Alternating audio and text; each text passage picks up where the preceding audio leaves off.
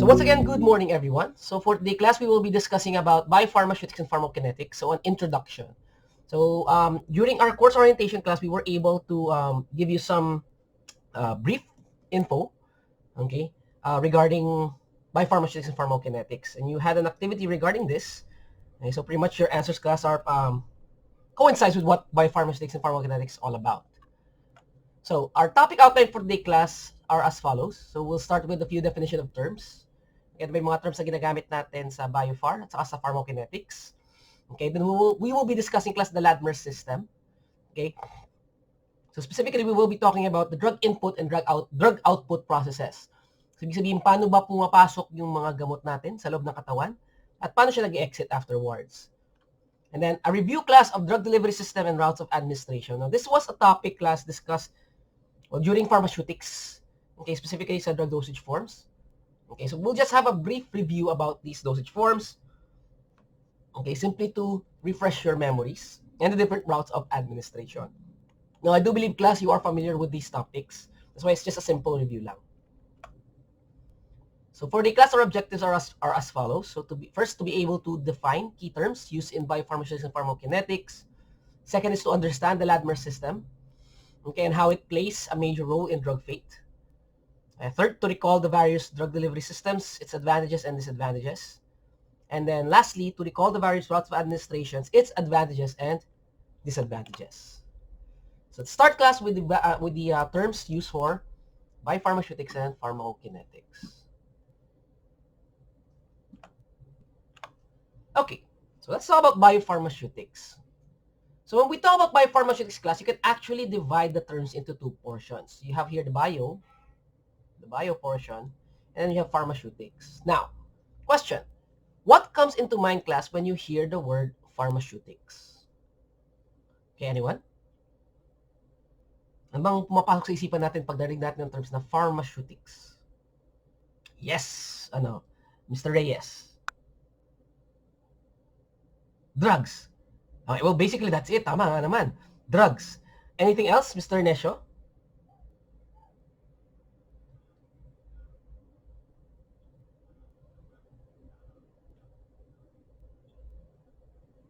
Alright, pwede na rin yun. These are xenobiotics that can cause changes inside our body. Okay. Now, what about the subject dosage form? Yung pharmaceutical dosage form. Ano naalala niyo doon? Ano mga inaral natin doon? So, tama nga naman eh. Pharmaceutics simply talks about drugs. That's very true. Okay. What about yung sa subject natin class na pharmaceutical dosage form? Ano bang meron doon?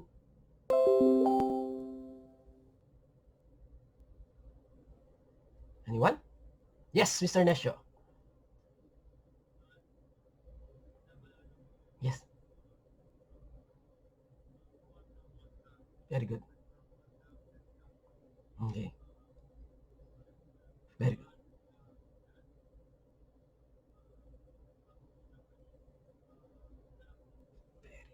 Very good. Okay, very good. Now, I like the term here na ginamit ni Mr. Nesho, which is about the characteristics of these dosage forms. Okay? Kasi class, when we talk about pharmaceutics, okay, so it simply talks about dosage forms. So it talks about, class, the properties. When we discuss the dosage form, kasi we talk about the properties, the characteristics of the various dosage forms, not just the drug, okay, but the characteristic of that dosage form, which allows the drug to be administered and be absorbed ultimately into the bloodstream. So here, class, when we talk about dosage forms, specifically their properties, okay, we try to look at, class, their physicochemical properties. Yung characteristic ng gamot na yon. What makes it water-soluble? What makes it lipid-soluble? What made it a solid dosage form? What made it a liquid dosage form? So what are the advantages and disadvantages of these things? These are the things, class, we try to study or we try to learn in pharmaceutics. Now, what about bio, class? Anong pumapasok sa isip natin? Sorry, before that lang. So performance after administration, so how it's administered, so nabanggit din na Mr. Nesho, Mr. Reyes. Okay, so was the drug absorbed? Did it work? So these are the things, class, na pinag-aaralan natin sa pharmaceutics. Now, what about, class, the term bio? What comes into mind when you hear the word bio? Yes, Miss Antonio. Felicity, yes. San Antonio. Life. Very good. Okay, that's a very basic right concept natin. excuse me, that when we hear the term bio, comes into mind would be life. Okay, Miss Pihoto, may dadagdag ka ba? Okay, yun din naisip. Alright, bio. So, tama, life. Okay, pero in this case kasi, in biopharmaceutics, so true din naman, we're discussing about the functions of the human body, okay, in terms of processing our drugs to make sure that it's absorbed. Okay, pero class, in this case, we're talking about the bioavailability of your drug product. Now, try lang class. Have you ever heard of the term bioavailability? All right. Mr. Nesho, can you give us a what's your definition or what's your understanding of the word bioavailability? Yes. Uh-huh.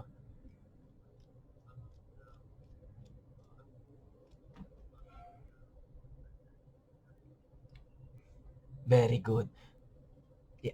Okay, very good. So remember class what I mentioned during the course orientation, na sabi natin class the amount of drug, diba? Amount of drug in blood equates to amount of drug in receptors. Remember what I mentioned when we mentioned this? This is one of the assumptions class. Oh, sorry, wait. Okay. All right. So remember when we mentioned this class? This is one of the assumptions in pharmacokinetics. Kasi class, is it possible for us to measure the amount of drug in your heart receptors, in the receptors of your heart? Okay? Sa tingin nyo class, is it physically feasible to measure the amount of drug in your heart? Or the amount of drug entering the brain? Sige, yun na lang. Mas maganda yun eh. Sa tingin nyo class, is it physically feasible? Can we check physical can we feasibly check the amount of drug that's reaching your brain? Is it practical? Halimbawa, binigyan kita ng benzodiazepines. Gusto kong malaman how much of the benzodiazepine is reaching your brain. Is it feasible? Pwede ba yung gawin? Practically. Is it a practical thing to do? Practical ba na i-measure ko ang amount of drugs sa utak mo? Pag binigyan kita ng benzodiazepine, sige Mr. Reyes. Not accurate? Okay, why? Okay. Pwede, tama. Kasi nga naman, wala pa rin naman yung total amount of drug prior to it reaching the brain. So, tama rin naman yun. Okay, yes, Miss Pohoto?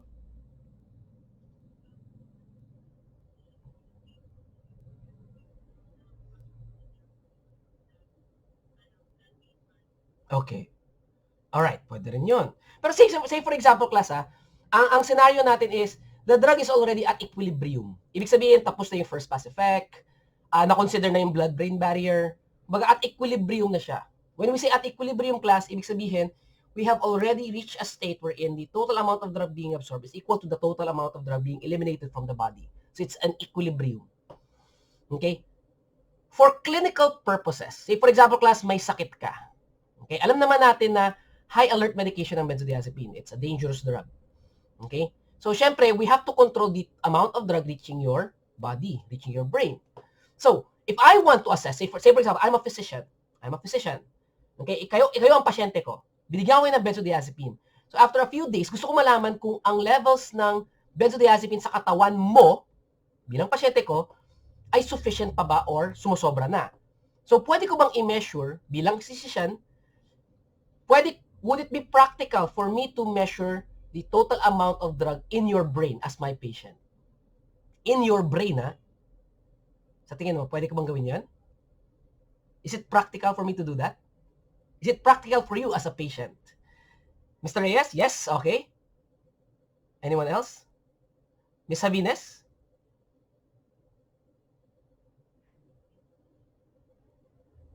Okay. Mm-hmm. Okay. Okay. Exactly. That's actually what I mean. Okay, that's actually what I mean. When I say practical class in terms of can it be feasibly done? Ibig sabihin, bubuksan ko yung utak mo just to check the amount of benzodiazepines in your brain and check out, would it be feasible in terms of financial? Okay, would it be cost effective? Okay. Yes. Okay. Okay.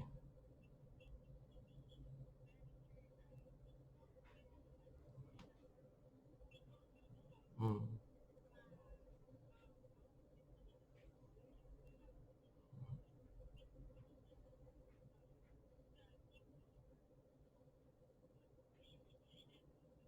All right. So thank you very much, Miss Venus. That's very true, class. Remember this, ha? Alam naman natin kasi may selectivity yung mga gamot natin. Okay, so they can be selective towards the brain, the heart, the kidneys, etc. And so on and so forth, right? So, um, theoretically speaking, class, if we want to get accurate data, then we need to measure the amount of drug in those specific tissues. Correct? Okay, for a more accurate results. But, is it feasible? Is it practical to do that? That will always be the question. Kasi class, tandaan nyo, halimbawa, gusto ko malaman ang digoxin levels mo. Kailangan ko bang buksan ang puso mo every time I need to check for the amount of digoxin in your body? Diba? It's quite impractical, right? Okay, like what Ms. Havinas pointed out, it's very costly. Okay, and the safety of your patient will be jeopardized. Correct? That's the reason why, class, when we measure drug concentrations, we never check the actual concentrations in those specific tissues. Not unless you're a mouse under clinical investigations. Yung mouse, class, pinapatay natin just to check the amount of drug reaching their brain, kidney, liver, ganyan. Would you be amenable as a patient to be sacrificed or to be put on those kinds of procedures? Halimbawa, sabi ng doktor mo, I need to check your digoxin levels. I need to open your heart. Kung ikaw pasyente, papayag ka ba nun? Kung ako yun, personally, of course, I would never allow for that. Okay? So, class, it's not practical, right, for a patient to undergo those procedures. Now, that's the reason why, class, whenever we do pharmacokinetic studies of drugs, we never check the actual amount of drug in the tissues. That's why, class, I've also mentioned during the course orientation na ang buong discussion natin here sa pharmacokinetics, sa pharmacokinetics and biopharmaceutics are just assumptions. These are not accurate computations, but it's close enough. Okay? It's close enough to give us an idea of whether or not my patient is still safe, okay, if the amount of drug reaching the patient's body is still effective. Alright? Kaya nga, class, ang isa sa mga assumptions natin in pharmacokinetics is we always assume that whatever the amount of drug is in the blood, kahit hindi totoo, we assume that that's not also the total amount of drug in the receptors. We call this theory, class, the kinetic homogeneity principle.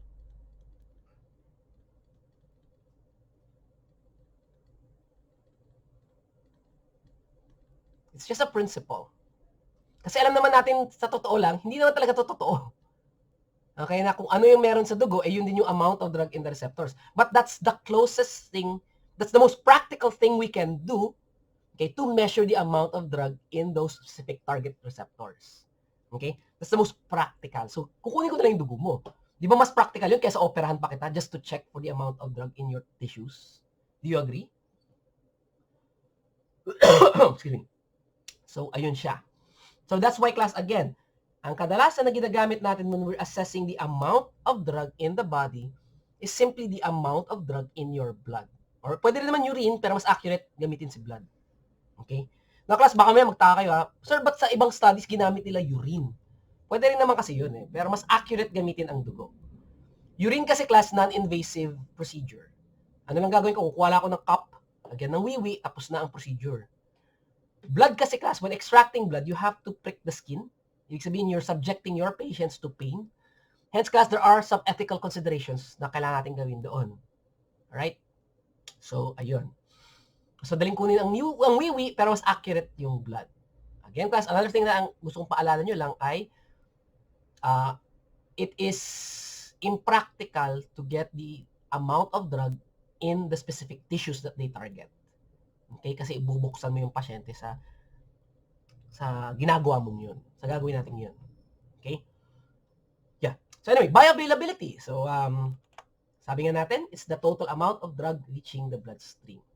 Okay? Because we assume that whatever the amount of drug reaching the bloodstream is equal to the amount of drug in the target sites, in the receptors. So does that make sense, class? So I hope I was able to clarify most of you regarding that topic. Okay, so are we good? Ayan. Excuse me. So class, what is biopharmaceutics all about? It's simply, class, the study of factors affecting the bioavailability of drug. So when we talk about biopharmaceutics, class, we're talking about ano ang dapat meron sa gamot ko, ano ang properties ng gamot ko para masigurado ko na siya ay pupunta sa dugo. Yun, hanggang dun lang ang biopharmaceutics. Kasi nga, class, ang goal ng biopharmaceutics is to make sure that the drug reaches the systemic circulation, either in a fast manner or in a slow manner, depending on the needs of my patients or depending on the needs of the drug that I'm making, or the drug that we're using. Does that make sense? Kasi, class, pwede kasi, may mga gamot kasi na ang bioavailability, ang rate of bioavailability is fast. Meron din naman mga drugs na ang rate of bioavailability is slow. Can you give an example, class, of a scenario wherein I would like my drug to be absorbed slowly? Anong naisip niyo scenario? Excuse me, that would merit. Okay, yes. Mr. Klein, okay, very good. Enteric-coated drugs. Actually, pag sinabi natin kasi enteric-coated, ang purpose na is not to delay the absorption, but to protect the drug. Okay? So, pwede rin naman, may mga coating tayo na itawag, which could delay the absorption, very good. Pero, class, ang purpose ng enteric coating is to protect the drug from the acid environment of the stomach. So, still, Mr. Klein, tama? Mr. Reyes? So, tama pa naman yun. In a sense, it delays the absorption. Okay, it truly does delay the absorption if you put enteric coating. Pero ang main purpose kasi nun is to protect the drug from the acid environment of the stomach. Okay? So thank you very much, Mr. Reyes, for that input. Anyone else? Anong scenario ang gugustuhin kong i-delay ang absorption ng gamot ko? So again, don't get me wrong, class, enteric coating does delay the absorption. Pero ang main purpose niyan, ang main significance is to make sure that the drug is protected from the acid environment of the body, of the stomach. Okay, meron pa ba? Ano ang scenario ang gugustuhin ko na hindi agad-agad ma-absorb ang gamot ko? So, I'll delay its bioavailability. I'll delay its absorption. Suspended release. Okay, Mr. Alpha Farah. Ashan. Okay, modified release. Very good. Sige nga, can you tell us why? Tama yon, suspended release, modified release. Ano ba advantages ng mga gamot na to, Mr. Shan? Okay. Nagtatype pa. Okay. Mm-hmm.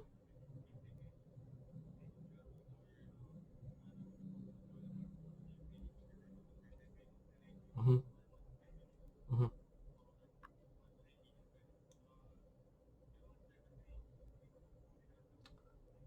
Okay. Mm-hmm.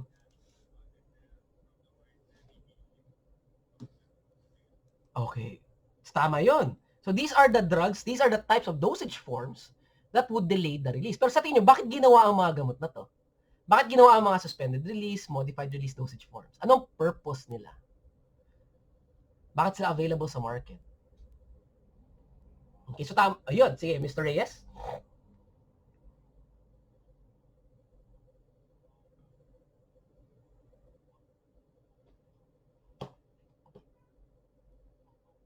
Very good.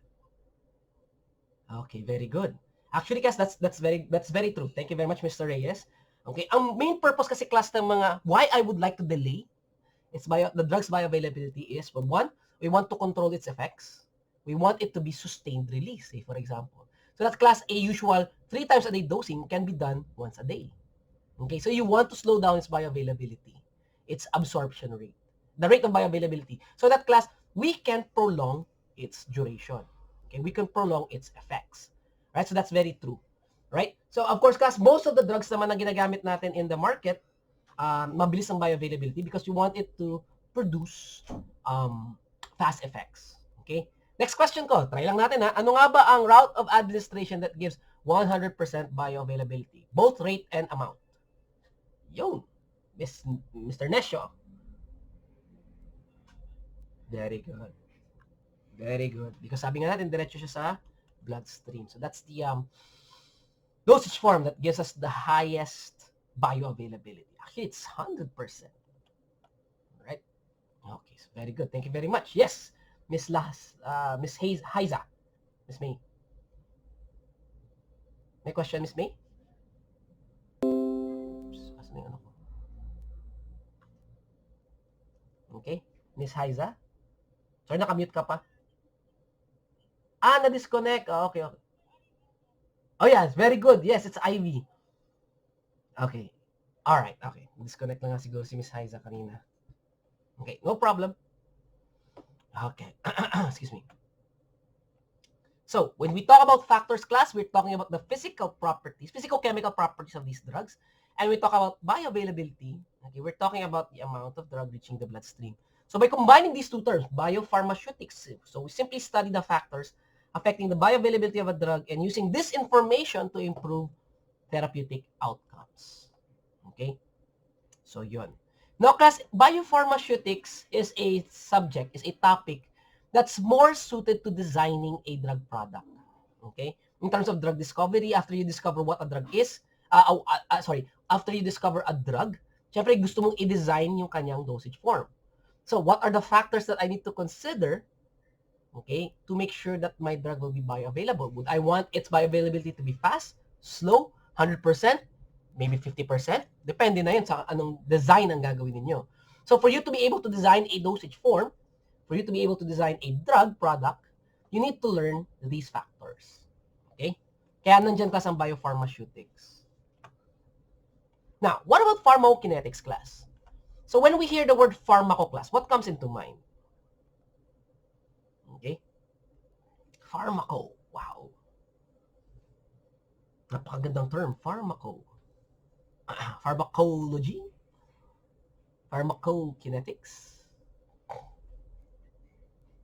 Okay? Yes, Mr. Miss Bermudez? Mr. Bermudez? Yes, good morning.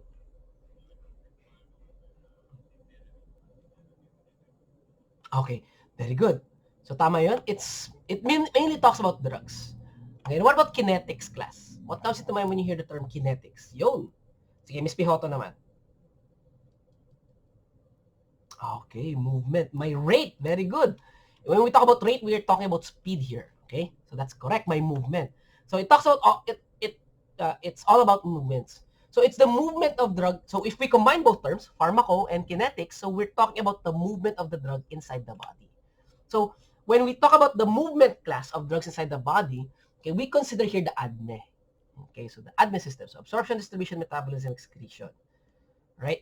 So these are the things that happens during, these are the course. Okay? So absorption, distribution, metabolism, excretion, ito yung course na pinagdadaanan ng gamot natin sa loob ng katawan natin. Alright?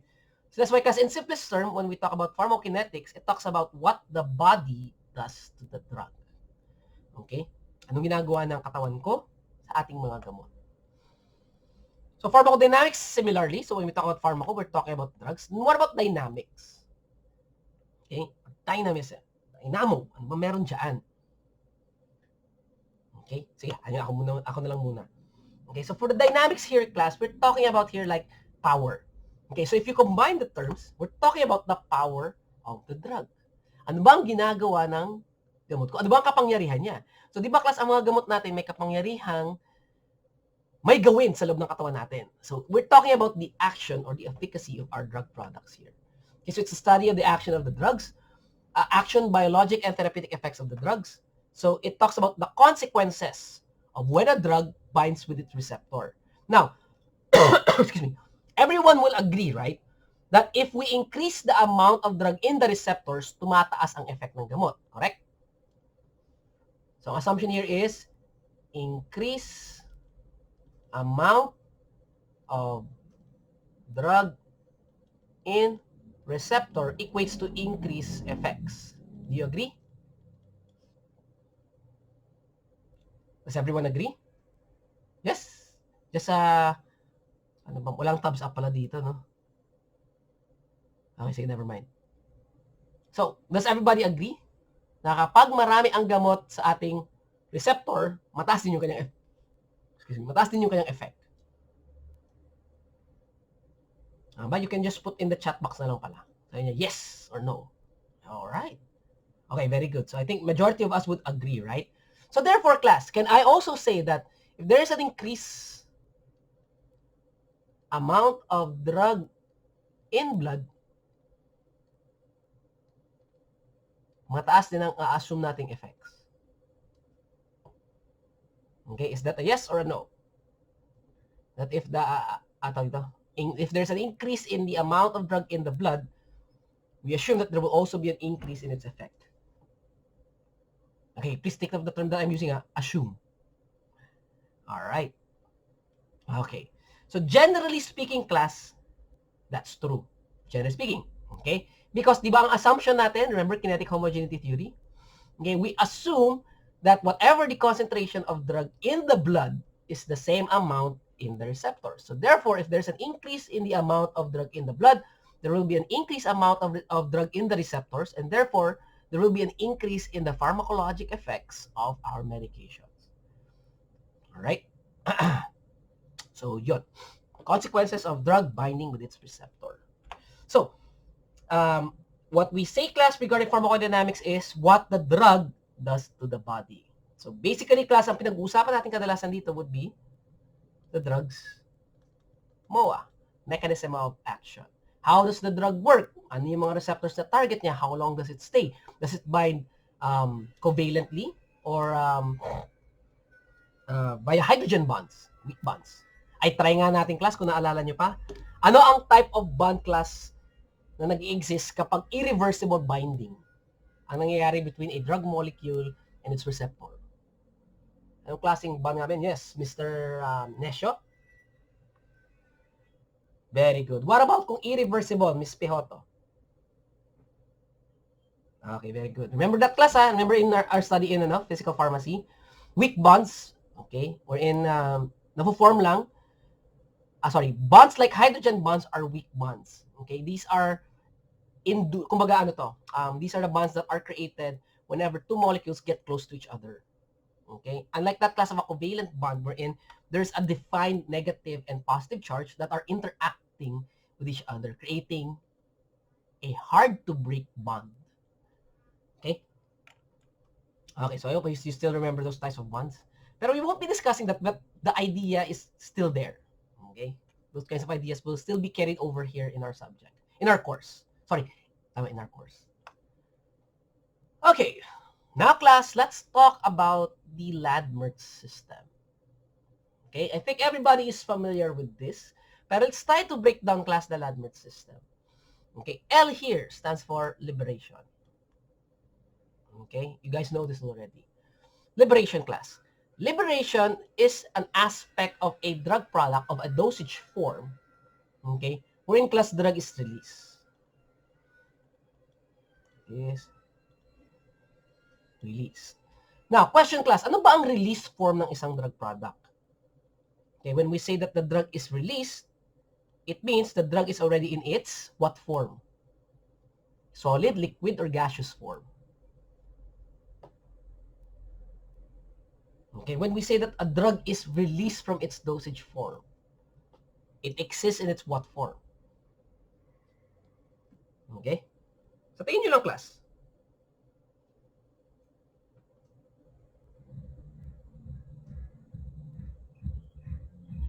Yes, Miss Avines. Liquid. Liquid, very good. Okay, very good. So, tama yun, Miss Avines, Miss Ruiz. Okay? A drug is considered to be released if it's already existing in its aqueous form. Or, sinasabi nga natin, liquid form. Okay? So, when we say aqueous form, class, we're talking about we're simply stating that the drug is already in its solution form. Okay? So, question. Between these three drugs, capsule, tablets, solution, alin sa tatlong ito ang hindi mag-undergo ng liberation process? Which of these three will not undergo liberation process? Is it the tablet, capsule, or the solution dosage form? Very good. Alright? So, tama yung class. Hindi na mag-undergo ng liberation ang solution because it's already in its freed state. Okay? Na, freed na yung state niya. Kaya class, ang goal natin here in liberation is that we make sure that the drug will exist in its solution form. If it's already in its solution form, then it means it doesn't have to undergo the liberation process. Make sense? Does that make sense, class? That's why, class, if you give a drug parenterally, wala kang makikitang drug na parenteral na ibibigay as solid dosage form, correct? May nakita ka na bang tablet na in-insert sa veins mo? Or sa veins ng isang tao? Wala kang makikitang ganun. Because one of the main requirements of a drug to be given parenterally is that it should exist in its liberated form na to begin with. Right? And that should be in its solution form. Okay? Now, class, the Ladmer system, in the liberation part here, ito yung din-discuss natin or ito yung pinagtutuunan ng pansin sa biopharmaceutics. In biopharmaceutics class, ang pinag-aaralan natin kasi dyan is how do I improve a drug's liberation? How do I make sure that my drug is liberated? So of course, one way is i-shortcut natin, bigyan natin siya agad as solution form. Pero not all drugs can be given in their solution form. Try lang natin ha. Ano ang instance class na hindi ko magagamit ang solution form ng isang gamot? Bakit kailangan ko siyang gawing tablet? Bakit siya kailangan gawing capsule? Bakit siya kailangan gawing suspension? Ba't hindi ko na lang siya ibigay as solution? Why do we have scenarios like that? Okay? Or what scenario would increase the merit of me using my drug in its dry state? Okay? Bakit hindi ko pwedeng ibigay ang gamot ko in its solution form? Yun na lang. Why can I not give some drugs in their solution form? Yun. Mr. Kian Bermudez, sige. Sure. Oo naman. Okay.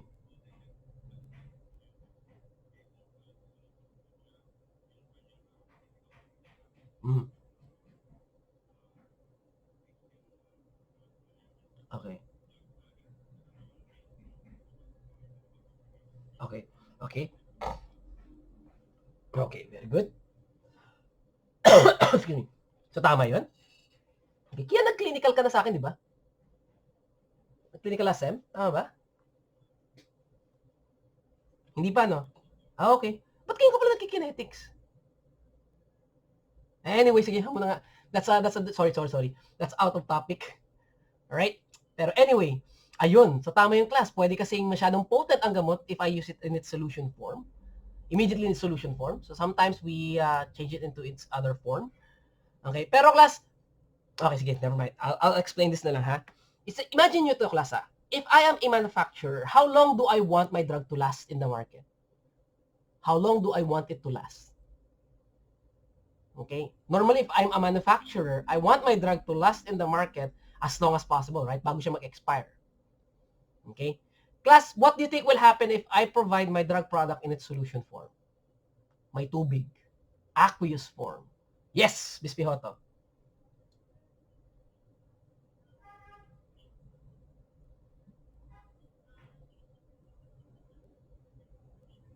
Very good. Class, affect. So, tama yun. Alright, very good, Miss Pihoto.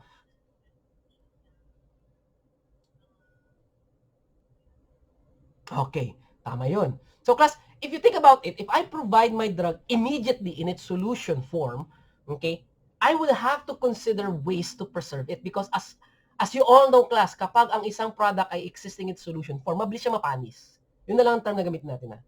Mabilis siya mapanis. Okay? So therefore, class, if you keep a drug in solution form, kailangan, kung ang drug mo ay in its solution form, you have to find ways to preserve it, to extend its shelf life. Kasi class, remember, the production process alone is going to cost you a lot of money as a manufacturing firm.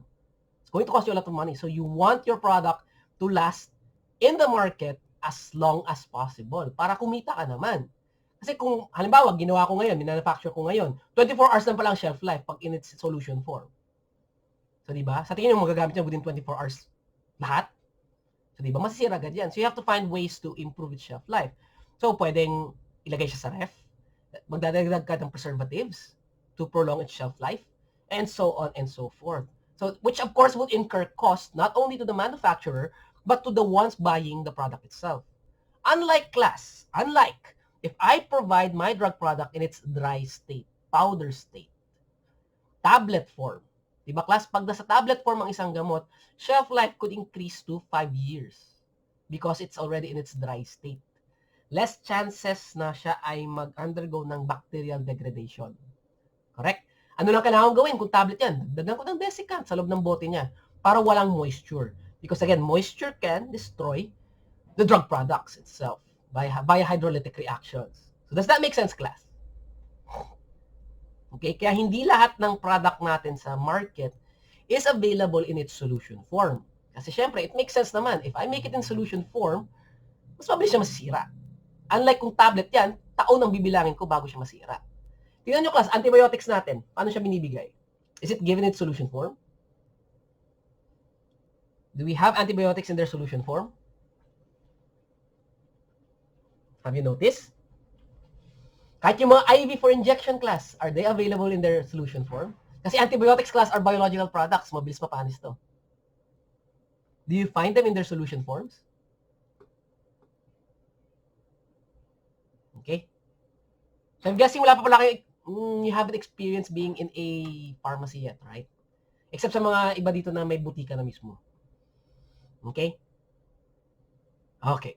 So if you've noticed, class, wala ka makikitang antibiotics in their solution form na available sa market. Kadalasan, class, it's always in powdered form. Either powder for reconstitution, ibig sabihin, dadagdagan mo ng tubig para maging solution, yun yung mga for IV.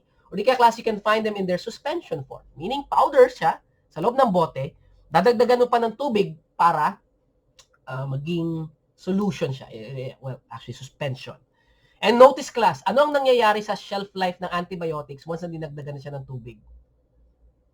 Ang dating years bago mag-expire, pag dinagdagan mo ng tubig, anong sinasabi nila? Consume within, kung suspension to, consume within, for how long? Say, for example, ito yung antibiotics. Actually, hydrogen peroxide to, pero kunwari lang. Kaya di ba may powder yan sa loob? Tapos pag i-reconstitute, lalagyan ng tubig, pag alog na ganyan, ano idadagdag natin na label? Must be consumed within,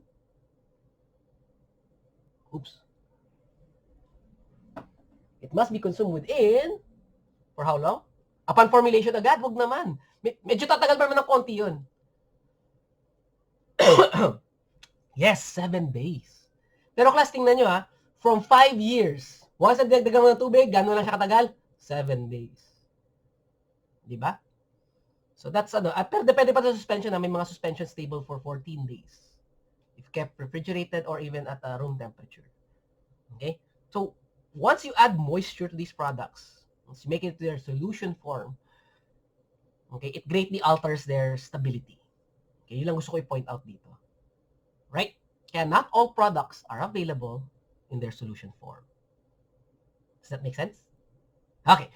So anyway, so in liberation class, so drug is released, it's converted to its aqueous form. So therefore, dito inaaral ang mga, so ang madalas na tinatanong ito, what are the factors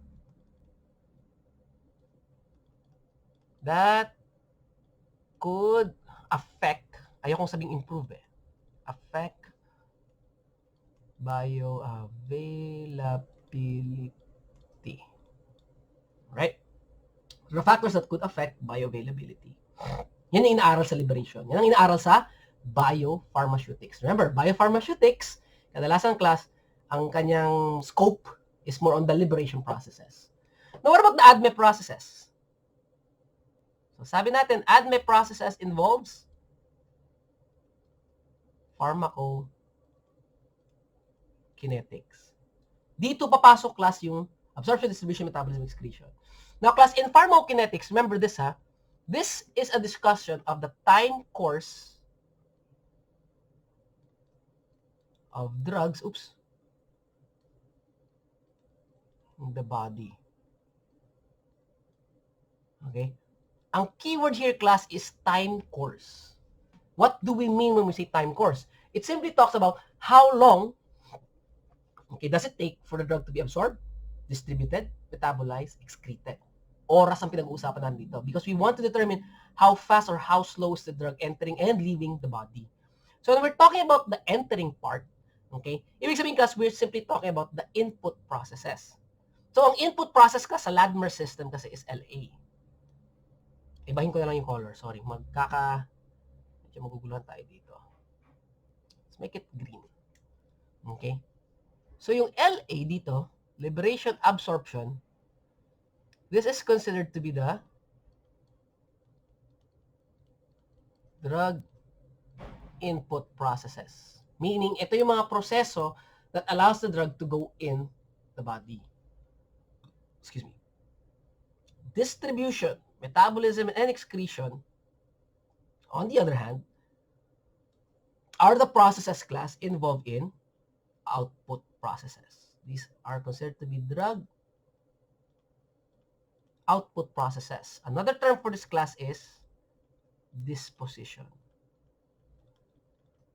Okay, when you hear the word class drug disposition, ibig sabihin class the drug has to undergo distribution, metabolism, excretion. Okay? So ito yung mga output processes palabas na ng katawan natin. So input processes involves liberation, absorption. Output process involves distribution, metabolism, excretion. So class, when we're talking about the time course, how long will it take for a drug to be absorbed? Okay, how much of the drug is being metabolized for how long? How long will it take to completely eliminate the drug?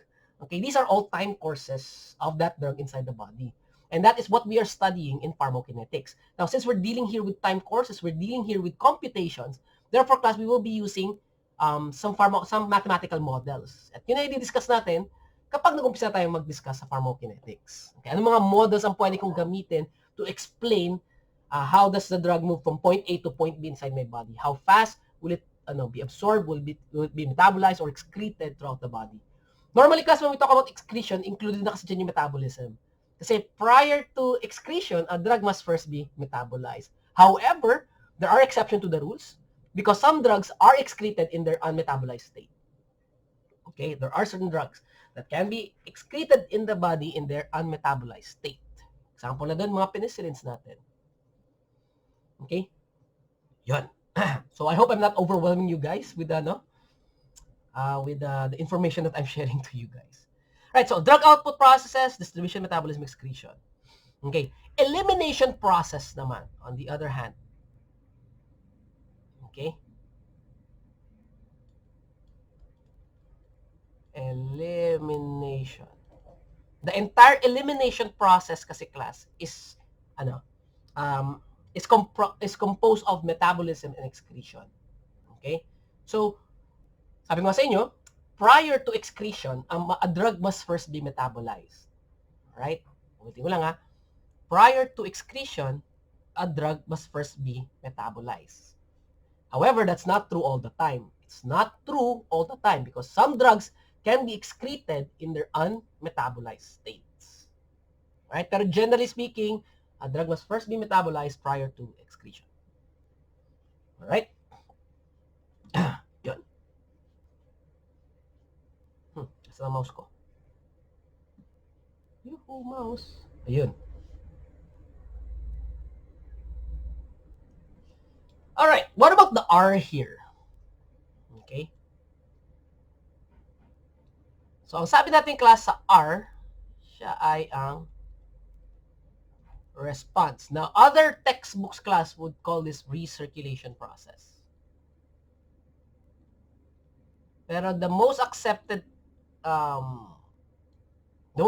term na ginagamit for R would be response. Now, under response class, obviously, we have here, anong subject yun? That's pharmacodynamics. Kung saan pinag-uusapan natin, yung mechanism of action ng ating gamot, yung MOA, kumbaga. Okay? And then lastly, class, ay yung T. What's T here? What does T stand for here? The T here, class, stands for toxicity. Okay? Diba, class, ang toxicity naman, inaaral natin yan sa toxicology. Bakas ang Ladmer system gagamit na ito all throughout your course here in pharmacy. Right? Sa buong program ng pharmacy, nagagamit natin yung Ladmer system na yan. Okay, so toxicity naman class, alam naman natin dito, Kadalasan nangyayari if there is an increase. Overdose na lang. Overdose in drug. Yun na lang. Overdose. Kasi class, kapag yan ay nasa response lang, pharmacodynamics o MOA, okay, sabi natin the drug is in its therapeutic concentration. Nasa therapeutic concentration pa siya. Pero once toxicity often happens if a drug is already overdosed. Okay? Are we good? Are we clear? Okay. Are there any questions so far? Wala pa naman? Okay. So wala pa naman. Let's proceed. Now, in pharmacokinetics, okay, lipat tayo saglit. Excuse me. So, pharmacokinetics class talks about the principle of ADME. So, a drug should be absorbed, okay, and every time a drug will only be considered to be absorbed if it reaches the bloodstream. So, it goes into the body. So, the question of how will it get in comes into play. Is it ingested via the GI tract? Okay, will it be given subcutaneously, intramuscularly, parenterally, etc., etc.? So this distribution, where will it go? Okay, metabolism, how will it be broken down? And then excretion will simply talk about how will the drug leave the body. So the LADMER process class, huwag natin include si R. RNT class niya natin i-include kasi ang course natin na ito talks about Biopharmaceutics and Pharmacokinetics. RNT kasi response and toxicity is a totally new subject na for it's a different course. Okay, so sa atin, we'll be confining ourselves to the LADME system. So drug input and drug output processes. So input process involves liberation absorption. So as we've mentioned a while ago. So the release of the drug from its dosage form. Okay, while absorption class is the amount of drug reaching the bloodstream. So it's the process of uptake of the compound from the site of administration into the systemic circulation. Now, what happens, class, when we talk about liberation? So sabi natin, class, a drug is usually confined to its dosage form. So assuming, class, this drug here is ang drug natin is confined in a tablet. Now, a tablet, class, or a dosage form normally contains excipients, and these excipients either form the bulk of the dosage form, or pwede rin naman it's an added ingredient to improve stability of the drug product. Then, of course, class, we have your active drug. Okay, so a dosage form is composed of excipients. Again, these excipients could be anything: preservative, lubricant, glidants, bulk formers, okay, disintegrants, and so on and so forth. So whatever the dosage form design requires. And of course, it contains, syempre, the active drug. Now, the only time, class, we can consider a drug to be released or has liberated is when the active drug itself separates from the excipients. And that happens, most often than not, when a dosage form or when a drug converts itself into its solution form. When a drug exists in solution form, then we can say that the drug has undergone complete liberation. What about absorption, class? What about absorption?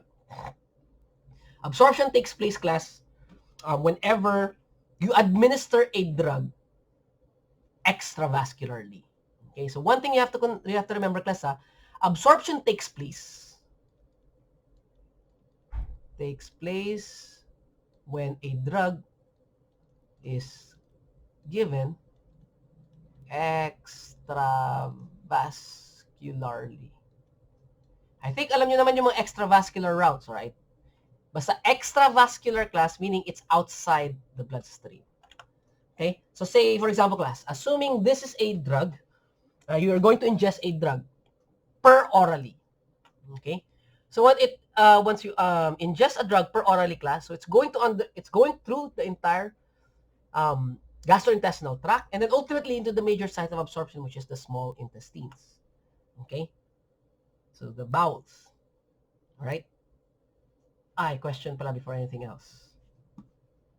Okay, the small intestines, class, is composed of 3 portions. The duodenum,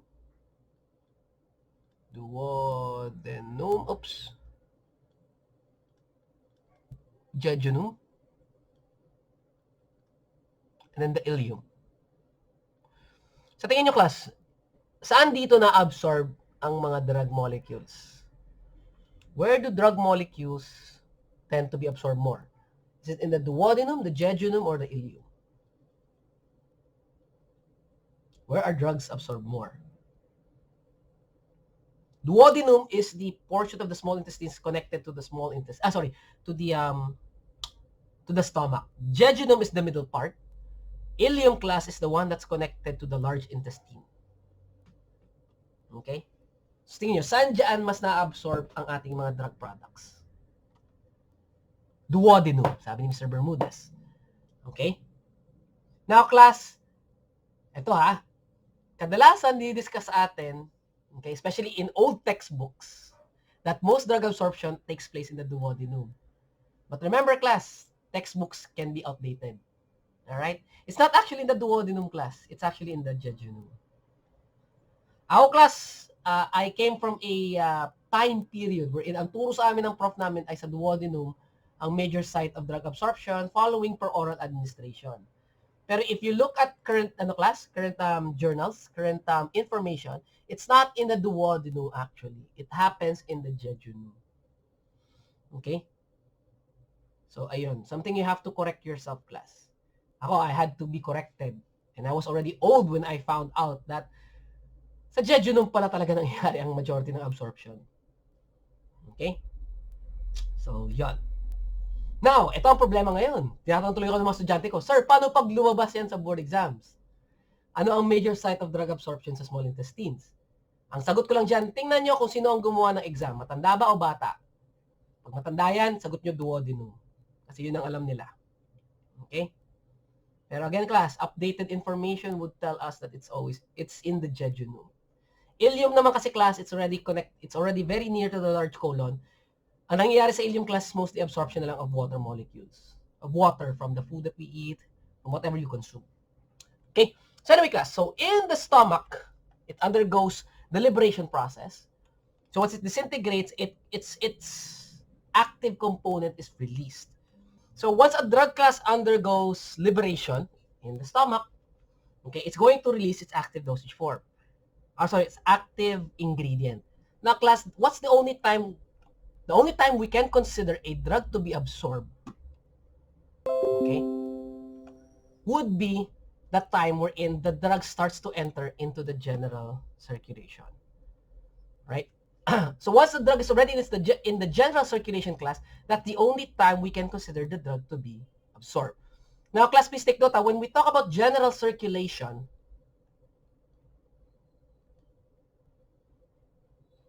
we're simply talking about the blood or the bloodstream. Okay? So pag narinig ko sinabi ang term na general circulation, we're simply talking about the blood. Right? So the drug product has entered the circulatory system, and that's the only time we can consider a drug to be absorbed. That's the reason why, class, if drugs are given intravenously, we say that the drug bypasses the absorption process. Kasi ang absorption process, class, is the process wherein the drug enters from the site of administration to the blood. So if you give the drug class directly to the blood, then you simply bypass the entire absorption process. Okay? Okay, so remember, class, that drugs must first be in its aqueous form prior to its absorption. Something you've learned in physical pharmacy, right? Okay, so minention natin na a drug will always be given in their aqueous form. It should be in their aqueous form. Why? Okay. So, class, bakit kailangan in its aqueous form ang gamot natin? Excuse me. Why must it be in its aqueous form? Anyone? Okay. Bakit nga ba kailangan aqueous ang gamot natin? Bakit kailangan water-soluble? Yes, Mr. Reyes. Very good.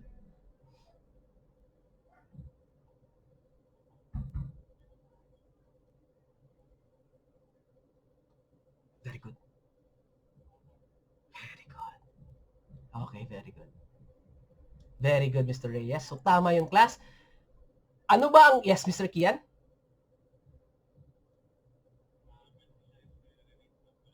Okay. Aha. Okay, very good. So tama kasi in terms of polarity, it has to be polar. Okay? Hindi siya pwede non-polar. Kung non-polar man class, yun ay usually ang form ng gamot na kailangan para makapasok siya sa loob ng cell. Okay? Pero class, sabi nga natin, generally speaking, ang main goal ng absorption is ang gamot makapunta sa bloodstream. Okay, mapunta siya sa bloodstream. Yun naman ang purpose ng absorption eh. From the site of administration, going to the bloodstream. How long will it take? Okay, and for a drug to go from the site of administration to the bloodstream, it must first be in its aqueous form because the blood itself is water. Okay, 90% class of the blood is made up of water. So therefore, ano na ang pwedeng matunaw sa blood? Eh di syempre yung water-soluble form din or aqueous form. Right? However, guys, there are exceptions to the rule. Okay? There are exceptions to the rule, such as those drugs that undergo endocytotic processes. When you see endocytosis, either pinocytosis or phagocytosis. Okay? Pino or phagocytosis. So some drugs class do not need to be in their aqueous form to be absorbed. Pwede naman as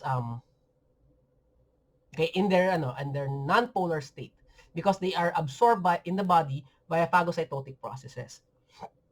Or endocytotic process pala, sorry. So, pinocytosis or phagocytosis. So, ano example class ng mga gamot that undergoes or that are accepted?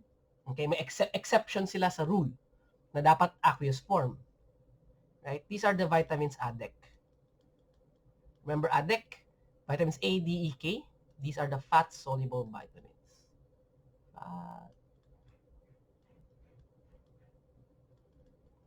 These are the fat-soluble vitamins.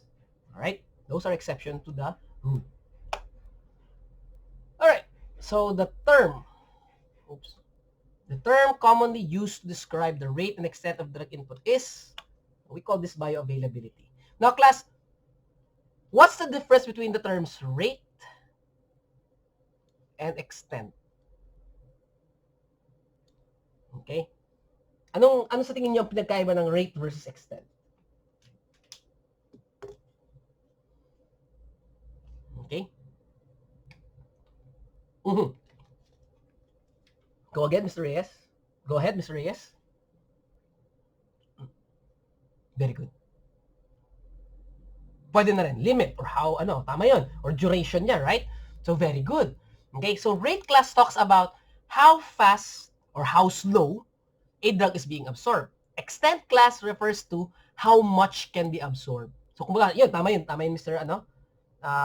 Mr. Sean. Okay, yung limit. How much can you absorb? Let's say, for example, class, from a 500 milligram paracetamol tablet, after ingesting it orally, okay, how much of that 500 milligram will reach the systemic circulation? That's the extent. Kasi remember, since we're giving it per orally, it's going to undergo first pass effect, correct? So, mababawasan talaga yung total amount na yun. So, from the original 500 milligrams, baka 20 milligrams na lang ang matira doon. So, yun yung extent ng absorption niya. So, class, yun, tama yun. Rate class talks about how fast. Okay, rate tama. And extent talks about the limit of amount of drug absorbed. Okay? So, how much lang ang kaya nating ma-absorb? So, bioavailability class is defined as the relative amount of drug from an administered dosage form which enters the systemic circulation and the rate at which the drug appears in the bloodstream. Okay? One of the major pharmacokinetic model class na ginagamit natin dito would be the AUC to assess bioavailability. AUC stands for area under the curve.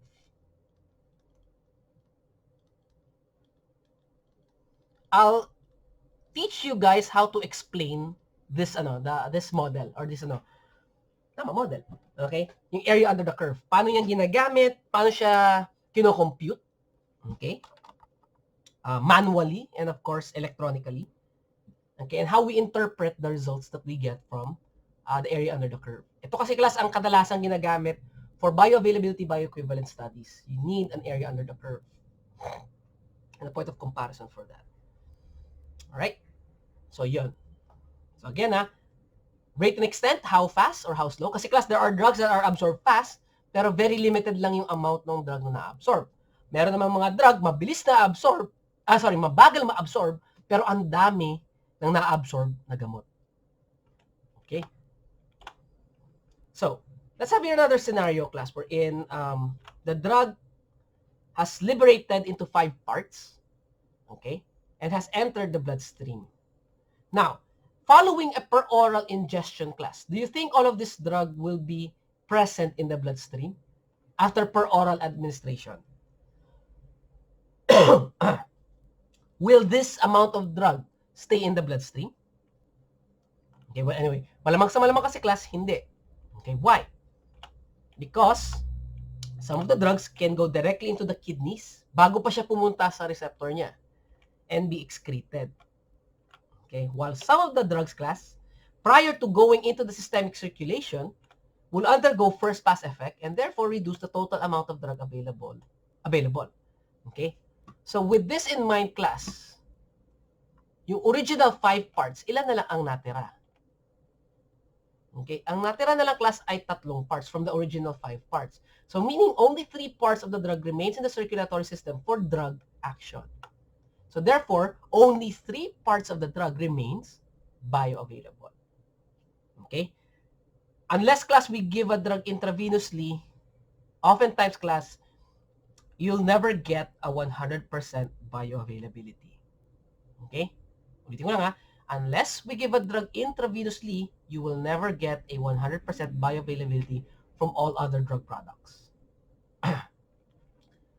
Okay? Okay. So that's that for the input processes. Now, what about for the output processes? So for the output process, class, it's composed of the following. We have distribution, metabolism, excretion. So the drug disposition, class, is simply the loss of the drug from the central compartment. Now, ito na naman ulit, class, ha. Baka magtaka kayo. Oftentimes, class, the terms that we use here would be general circulation, which equates to your bloodstream. Once we use kasi mathematical models na, class, when we're describing the movement of drug product inside the body, we use the term, class, central compartment to describe the bloodstream. Actually, central compartment talks about any tissue organ that has similar blood perfusion. Okay, pero next time natin pag-usapan yan. Tandaan nyo lang, class, pag sinasabi kong general circulation, I could also be referring to your bloodstream, or we're talking about the central compartment. So these terms are synonymous to each other. Okay, these 3 terms: general circulation, bloodstream, central compartment. So it is the loss of the drug from the bloodstream or the central compartment due to transfer into other compartments and or elimination and metabolism. So, a quick recap lang, class. A quick recap. Okay, kadalasan, class, di ba, if you're not giving a drug intravenously, it starts the fate of the drug starts at the site of absorption. Site of wherein from the site of absorption, this is where liberation takes place, correct? It becomes in solution form. Now, once a drug is liberated, it's going to go into the blood, correct? And this process, class, is called absorption. It's the movement of drug from the site of absorption to the blood. Now, if I give my drug directly to the blood, usually IV lang ang makakagawa ng intravenous routes lang. Okay? Which is said to bypass absorption. It bypasses the absorption process. Now, in the blood, class, once nasa dugo na ang ating gamot, okay, if it starts moving to target receptors, it starts moving to the kidneys, it starts moving to your liver, then this process, class, is now known as distribution. Okay? It's the movement of the drug molecule from the central compartment, from the blood to other organs or tissues. That process, class, is known as distribution. Does that make sense? Okay.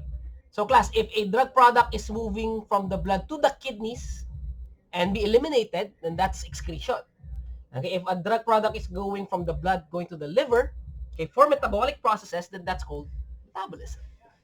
Alright? Pero basta kas, ang gamot ay gumalaw from the blood to other parts, organs, or tissues of the body, then that process is known as distribution. Okay? So, distribution class, again, the movement of the drug product in the blood going to the different parts of the body. So, say for example, from the blood going to the muscles, such as for muscle relaxants, for drug products from the blood going to the pancreas, such as in oral hypoglycemic agents, or the movement of drug products going into the adipose tissues and serve as storage. Okay? Nagkakreate ng depot. So, that is still a distribution process. Now, many factors class can affect the distribution process, but we'll be discussing that as we proceed with our lecture here. Right now, my goal is to introduce the topic to you. Pero just in case class, one of the factors that could affect distribution process would be protein binding. Okay? Kasi some drugs have very high affinity towards protein, which delays the distribution process of the drug. Right? Next process class is metabolism. Okay? Ano naman ang nangyayari sa metabolism natin? So let's assume here class that a drug liberates into two parts. Okay, tinaman na ako gumawa ng ng animation. So imbes na 5 parts, 2 parts na lang para mabilis. Okay, so 2 parts of a drug has been liberated from its dosage form and has went to the site of absorption. Now, we all know class that the liver produces various metabolic enzymes. Okay, so one of the enzymes class that is produced by the liver would be cytochrome P450.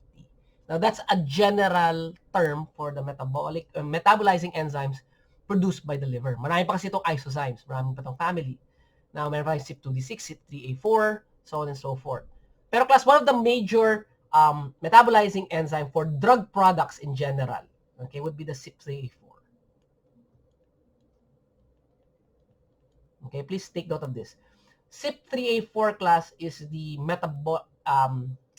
enzyme that metabolizes majority of the drug products available in the market. Okay? So, bago pa man class pumasok ang drug natin sa general circulation, kadalasan may na-metabolize na to ng gamot, okay, which is what we call class the first pass effect.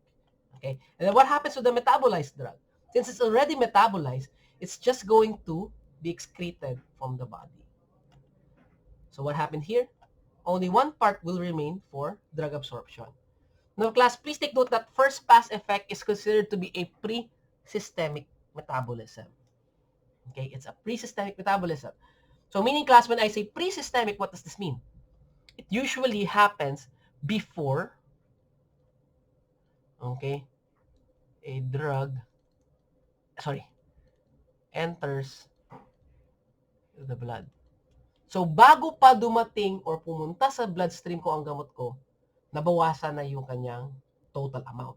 Yung extent of drug absorption has already been reduced due to first pass effect, due to a pre-systemic degradation. Right, so this time naman class, let's talk about the various routes of administration. Okay, now this is just a review of what you already learned. Okay, so let's proceed. So, in terms of routes of administration class, it can be subdivided into multiple parts. Okay, or we can administer medications to our patients in multiple ways. So, depending on what we need. So, we can give drugs intravenously for faster onset of drug actions. Okay, oral, of course, we consider to be the most convenient. Okay, this is the fastest. This was the most convenient. Yan, route of administration. Okay, intramuscular would usually serve as a depot. Okay, or for storage of medication such as vaccines. Say for example. Okay, okay na ba tayo lahat dyan? I guess good? Alright. Ayan, so okay, good na tayo. Okay, and of course, class, we have inhaled route. Okay, normally ginagamit ito for drugs wherein ang target natin would be the lungs. Okay? Transdermal or topical routes of administration, normally used for, pwede naman for local. Okay, usually topical would be for local effects. Okay, for skin conditions, say for example. Transdermal naman would usually be given for systemic effects. Okay, then subcutaneous, and then rectal routes of administration. Now, these are routes of administration class that I believe most of you are familiar with. Okay, and this will just simply be a review of it. So, first and foremost class, local versus systemic effects. When we say local effects class, okay, kadalasan binibigay ang mga gamot na to for a specific site in your body lang. For example, sa skin. Okay? So, it's obtained when the drug product is administered at the site where the pharmacological response is desired, either by absorption or penetration. Okay? While systemic effect naman class would usually be obtained when the drug is released from the drug product and it enters the blood, okay, causing class and effect throughout the entire body. So I think this one is a bit self-explanatory na rin naman, right? So say for example, class, meron kang rash. You have a rash. So you have two options, class, to treat it. You can give a lotion, calamine lotion, to manage the itchiness of your rash. Okay, you can also put steroid cream or ointment para mag-subside yung rash. Okay, or you can also take antihistamines, tablets naman, for systemic effect, which could manage your rash. So you have two options here. Now, between the two class, of course, the safest way to manage a skin condition, say for example, be to manage it locally, as much as possible. Okay, kung systemic kasi class, tandaan natin, affected ang buong katawan natin. Alright? Or say for example, sa anesthesia, say for example, okay, kung may sugat ka na kailangan tie-in, hindi mo naman siguro kailangan patulugin, right? Because general anesthesia can have more complications as compared to local anesthetics lang. That's why it's a lot safer to manage those things locally. Okay? So in terms of routes of administration class, we can subdivide it into two parts, intravascular and extravascular. Okay, intravascular is the route of administration given in the bloodstream. Pag sinabi natin extravascular, that's outside of the bloodstream. Excuse me. So anything given in via the bloodstream or via the general circulation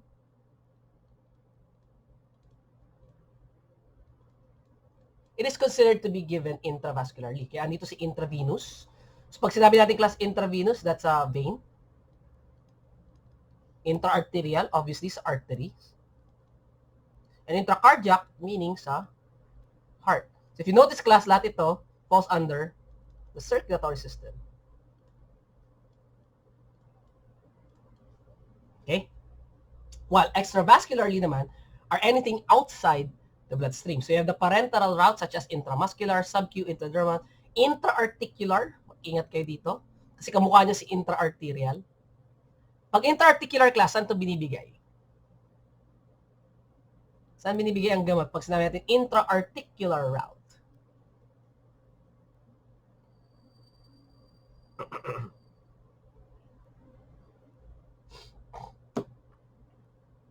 Right? Anyone? Yes! Angelica? I think po sir sa mga joint po. Very good. Okay. Pag intraarticular class, these are drugs given directly via the joints. Okay, kadalasan ginagamit class for people with rheumatoid arthritis, pwede rin gouty arthritis, directly ina-administer ang steroids sa joints. Okay, so that's pwede yun. Pag sabi natin intramuscular, obviously sa muscles. Now, it creates kasi class a depot. Right? Dito pa lang explain na natin. Paano ba class nagkakaroon ng depot pag in-administer mo ang gamot sa muscles? Okay? Remember this one class muscles class are poorly perfused organs. What do I mean when I say poorly perfused? Ito yung tissues class or organs na konti lang ang blood supply. Okay? Kasi ang muscles natin class, hindi ganun karami ang blood supply niyan.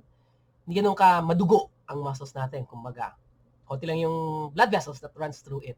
Now, if you put a drug class in the muscles, ang tendency kasi is, okay, since it's less perfused, poorly perfused, the drug tends to store itself in the muscles. Now, Ano ang alam niyong gamot class na binibigay intramuscularly? Yes, Miss Pihoto? Yung mga vaccines po, Very sir. good, vaccines. Now, pag nagbigay ka class ng gamot as a depot, as in store mo siya dyan, do you want it for its immediate effects or for its delayed effects? If you make a depot, nagde-deposit ka, immediate effects ba ang pinoprovide dito or delayed effects? Delayed effects, very good. So tama yun. Okay? It delays the effects. Now class, it's like this kasi. If you're giving a vaccine, remember, ano ang content ng vaccine? It contains antigenic materials of the virus or bacteria you want to create an immunity towards to. Okay? Say for example, COVID. Okay? So class, bibigyan kita ng say for example, a vaccine for COVID which contains the antigenic material of the COVID itself. Remember, attenuated na yung virus na yan. It's not the potent form of the virus. It's a weakened state. It's a weakened virus. Okay? So now, class, pag binilagay ko yan sa muscles ko, tandaan nyo, ine-expose ko ang katawan ko sa virus na yan, okay, for a prolonged period of time. Dinedelay ko yung pagpasok niya sa katawan para unti-unti lang siya nakikilala ng immune system. Kasi you might be wondering, sir, bakit hindi na natin ibigay intravenously ang mga vaccines? Remember, class, that if you give a drug intravenously, its effect is fast, but at the same time, its duration is also fast. Okay, mabilis siya mawawala sa katawan. So, nawawalan ng sense yung pagbigay ng vaccine. Kasi nga, ang purpose ng pagbigay ng vaccine ay para makilala ng immune system mo yung kalaban, yung virus. Okay? By giving it intramuscularly, class, you give your immune system enough time to recognize the antigenic materials of the virus you want to fight or the bacteria you want to fight. Kaya kadalasan ng mga vaccines binibigay intramuscularly because it creates a depot. Or if you want to prolong the effects of drugs, let's say, for example, clozapine. Clozapine class is an antipsychotic drug which can be given intramuscularly. Para ang dosing class ng inyong antipsychotic drug, instead of 1 per day, nagiging 1 per week lang. Kaya binibigay siya intramuscularly. Okay? Subcutaneous. Similarly, class to intramuscular, ang purpose nito is to create a depot. Pero not to the point na napakatagal naman bago mag-take effect. Okay? Ang madalas na ginagamit natin class sa subcutaneous route would be insulin. Heparin, pwede rin naman. Okay? Pero mas alam natin si insulin. Okay? Now, similar to the muscles class, the subcutaneous area of the skin is poorly perfused. So meaning, if I administer a medication there, hindi siya agad-agad lalabas. Hindi agad-agad, what do you call this? Hindi siya agad-agad magte-take effect. Which is what we want class for insulin. We don't want it to immediately peak because naturally, inside the body, dahan-dahan lang din naman umaangat ang insulin levels natin. Normally, tumataas ang ating insulin levels postprandial, ibig sabihin after eating. Kaya nga class kadalasan, pag maglalagay ka o mag-administer ka ng insulin, it's usually before meals. Kasi pag binigay mo siya subcutaneously class, hindi naman agad-agad tataas yun. Dahan-dahan lang ang pagtaas. So by giving it before meals, you're giving your insulin enough time to reach a certain point, reach a certain concentration, okay, para ma-manage yung sugar levels ng katawan natin. You don't want to give class insulin intravenously because it's going to drop your blood sugar levels too fast, which is very dangerous. We only do that class. We only administer insulin intravenously in cases of emergencies. Okay, like as in sobrang taas na ng sugar levels ng patient mo. Alright? And just so you know, class, there's only one form of insulin that's given intravenously, and that's just regular insulin. Okay, yung mga insulin lente, glargine, yung mga ganung klase insulin, hindi yan binibigay intravenously. Okay, we only give it, the only form of insulin we give intravenously is regular insulin. Intradermal.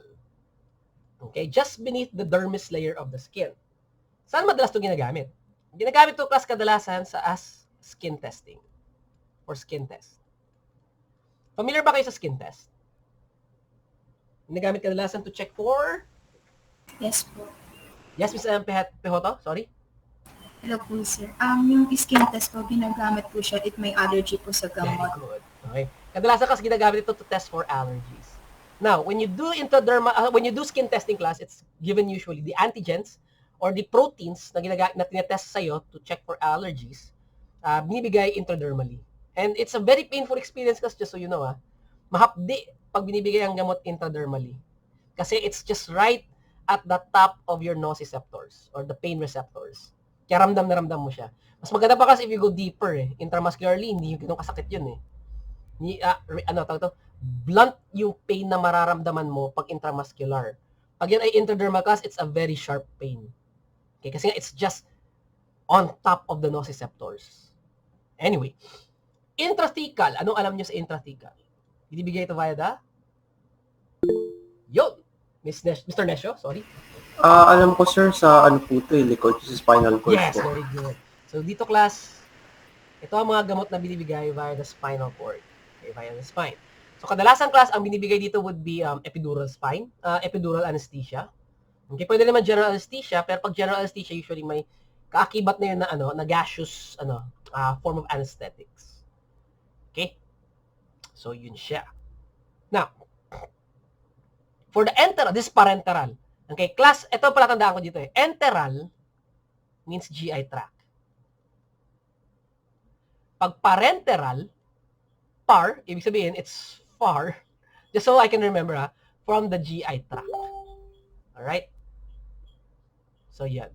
So, class, pag enteral, GI tract. So, pag parenteral, it's far from the GI tract. Okay? So, enteral route class, tatlo lang naman to. Per oral, and then rectal. Pag per oral class, ito tatandaan nyo to Pag per oral, this involves swallowing.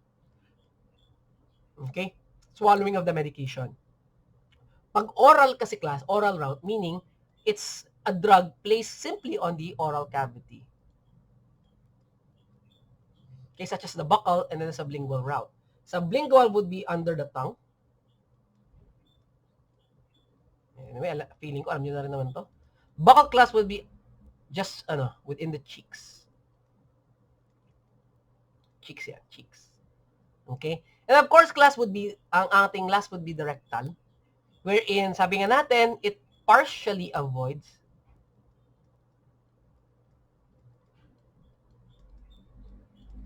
first pass effect. Okay? Partially. And it cannot completely avoid a first pass effect, but at least it partially avoids first pass effect. If you administer the drugs rectally. And kadalasan class, ginagamit lang ang rectal route for pediatric patients. Yung mga hindi pa kaya mag-swallow. Okay? Adults, pagising, pagising ang adult, di syempre, pwede naman oral. Kung unconscious ang adult, pwede naman IV. Pwede rin rectal, pero depende na yun sa doctor, I guess. Kaya sa patient themselves. Ako personally, ibigay mo sa akin gamot intravenously, wag lang rectally. Okay, because a lot of people have aversion towards the rectal route of administration. Okay? Now, that's for the extravascular route. Let's talk about the intravascular route class.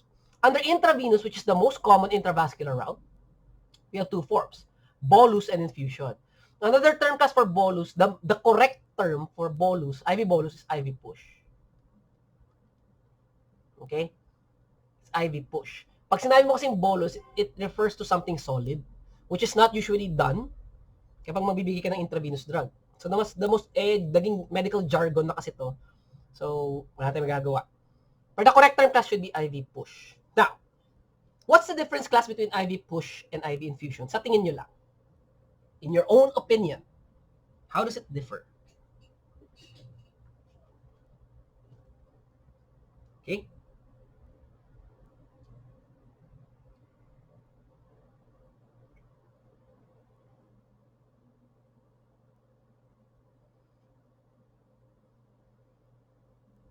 Anyone? Yung rate of administration. Mas mabilis ang IV push. Pwede. Okay, hindi po drop-wise yung IV push. Correct. Okay, sino na gano'n? Sino nag-raise ng hand? Okay, who would like to share? Yon, Mr. Nesho. Okay. Sir, try lang. Yung sa push po, di ba yun yung parang isahang administration po naman? Correct. Tama po ba? Yes, that's very Ayun correct. po. So, sa tingin ko po yung yung effect po niya. Mhm. Kung si IV push po sa una, mataas po yung efficacy po. Kumbaga kung nasa graph, yung peak po niya nandito po malapit sa point of origin. Very good. Yeah. Ano po, yung isa, si infusion po. Infusion, Alam ko po yes. kasi ito yung parang hinahayaan na po. Tama po ba? Pwede na rin. Yung, ganun po. Parang automatic lang siya na pumapasok. So, sa tingin ko, Dahan-dahan pumapasok. Yung dahan-dahan pumapasok. Constant po yung niya, yung rate po ng efficacy po niya. Unlike po ni push po na nasa malapit sa point of origin yung peak ng efficacy. Sa kanya yung parang pantay lang po hanggang dulo. Okay, very good. Alright, so that's true, class. Okay? Normally, class, ang IV push, ginagamit natin to initiate a loading dose. Okay? Meaning, we usually give a drug via IV push to provide immediate effects. Okay? Mabilis ang effect. Di ba, class, sabi natin, IV drugs provides us with 100% bioavailability. And most of the time, class, when you're giving a drug via IV push, ito yung isang bagsakan lang. Okay? If you're giving a drug class via IV push, you are giving the drug because you want it to take effect immediately. Alright? So, if you want immediate effects, give the drug via IV push. Now, ano naman ang advantage ng IV infusion? IV infusion class kadalasan ginagamit as a route to give a maintenance dose. Okay? Maintenance dose via IV route, ha? So, ang infusion class kadalasan ginagamit or binibigay to sustain effects. What do I mean when I say sustain the effects? Okay? Di ba, class, halimbawa, bibigyan kita ng dopamine drip. Alright? If I'm going to give you a dopamine drip, which is given by IV infusion, meaning, mayat maya, may supply ako ng dopamine sa katawan. Okay? Every drop of that dopamine gives me a supply of dopamine inside my body. Right? And it's sustained all throughout.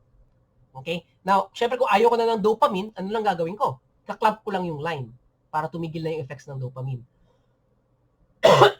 Pero basically, class, sabi nga ni Mr. Nesho, if this is your plasma level time curve, here's the time, here's the concentration. Pag yan, class, ay IV push at 0 time, nasa peak yung concentration at yan ay pababa. Meaning, immediately may effects.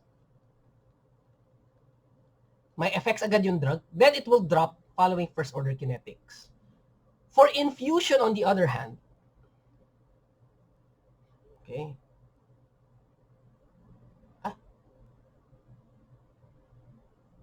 For an infusion class, at 0 time, kasi drop per drop mo ito bibigay eh. Dahan-dahan lang siyang umaangat. Pero nangyayari, class, is sustain yung effects. Nasusustain niya. Ang IV push class kadalasan binibigay via a syringe. An IV infusion is usually given via a bag. Yung parang ganito itsura. Tapos may solute set dito. Okay, tapos nakita yung may tumutulo-tulo dito. Yung drop na yan. Tapos may linya na connected sa patient mo via butterfly catheter.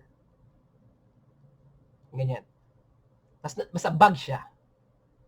It's a bag, usually. Tapos class, ang administration yan is drop per drop.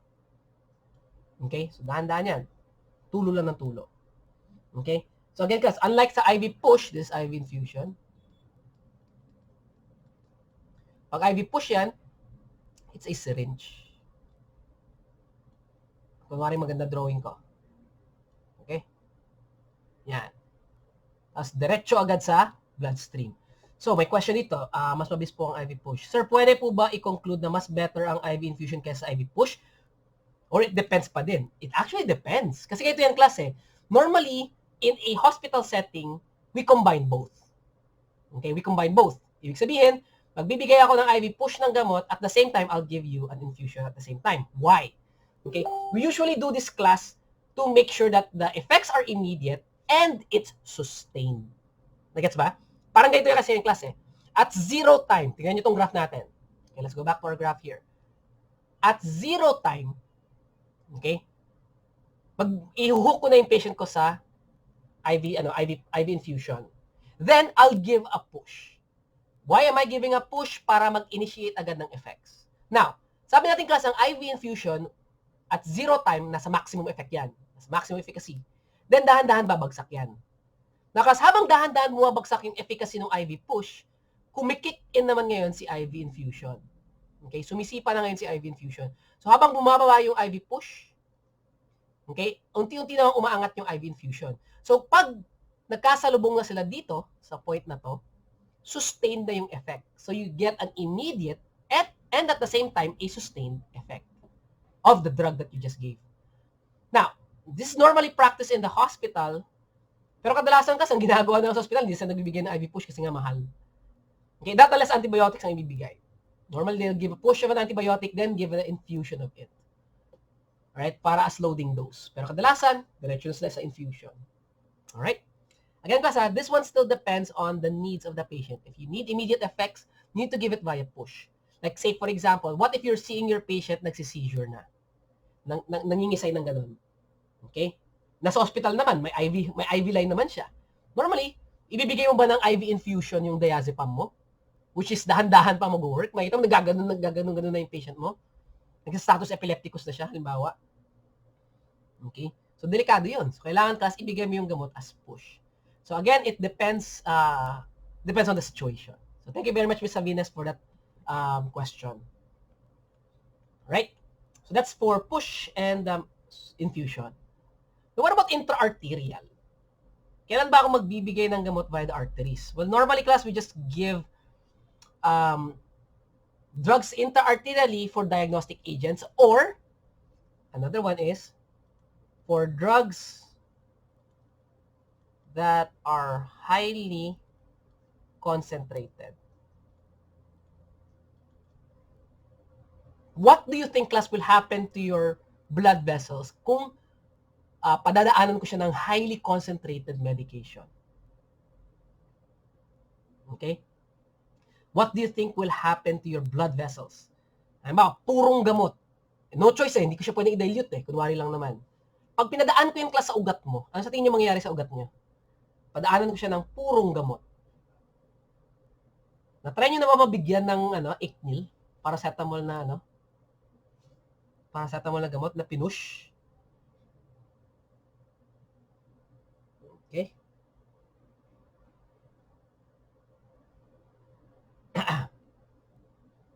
Mahapdi.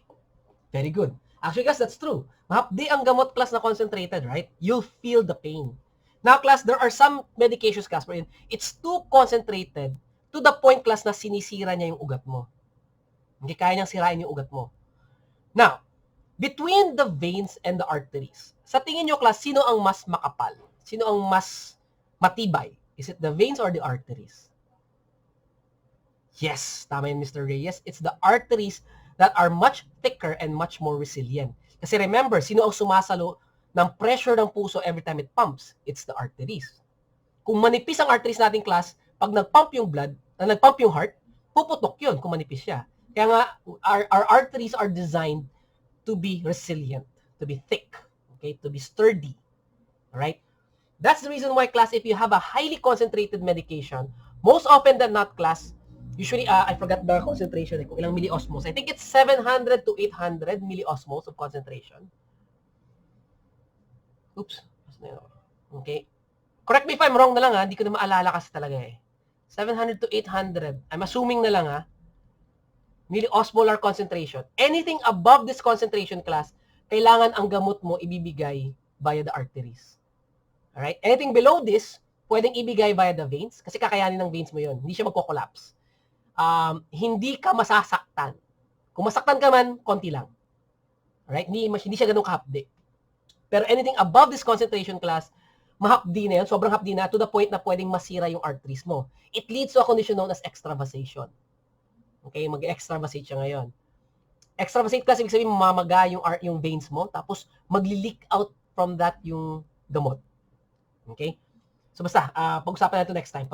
We'll focus more on the intravenous route. Pero basically, class, if it's too concentrated, then it's high time that you use the arteries as a means to deliver your medication. Examples of medications, class, delivered via the arteries would be TPN. You're familiar with TPN? Oops. Ito, TPN. Excuse me. Naalala niyo po ba yung TPN? Total Parenteral Nutrition? Okay, these are preparations class that are very concentrated.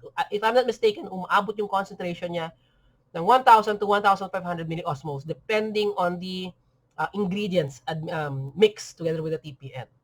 So it's highly concentrated class, so normally we use the arteries or nagsa-central line tayo. Okay? We use a central line. Kasi may dalawang lines na tayo na yung tawag eh. Periline or peripheral line and then the central line. Okay? Yung periline, yun yung dito lang sa sa brachial vein or sa cephalic vein natin. Okay? Yun. Pag central line, kadalasan ginagamit na yung arteries. Meron din namang pericentral, gagamit ka ng brachial vein mo, i-maneuver mo yung catheter to your heart to get a central line. Anyway, sorry. That's too much information. Usually, that's reserved for clinical pharmacy. Okay, sa mga or sa hospital pharmacy. Pero anyway, just so you know, we do have that means of administering our medication. Okay, so again, class, intraarterial, ginagamit lang kadalasan for diagnostic agents like dyes or when your drug is too concentrated na hindi siya kakayanin ng veins natin. Okay? Then intracardiac class, obviously, you're giving the drug via the heart. So, between per oral and oral route, ang oral route provides you with a faster onset of drug action compared to per oral route. For one main reason, ang oral cavity natin class is rich with capillaries. Okay? Capillaries separated by a very thin membrane.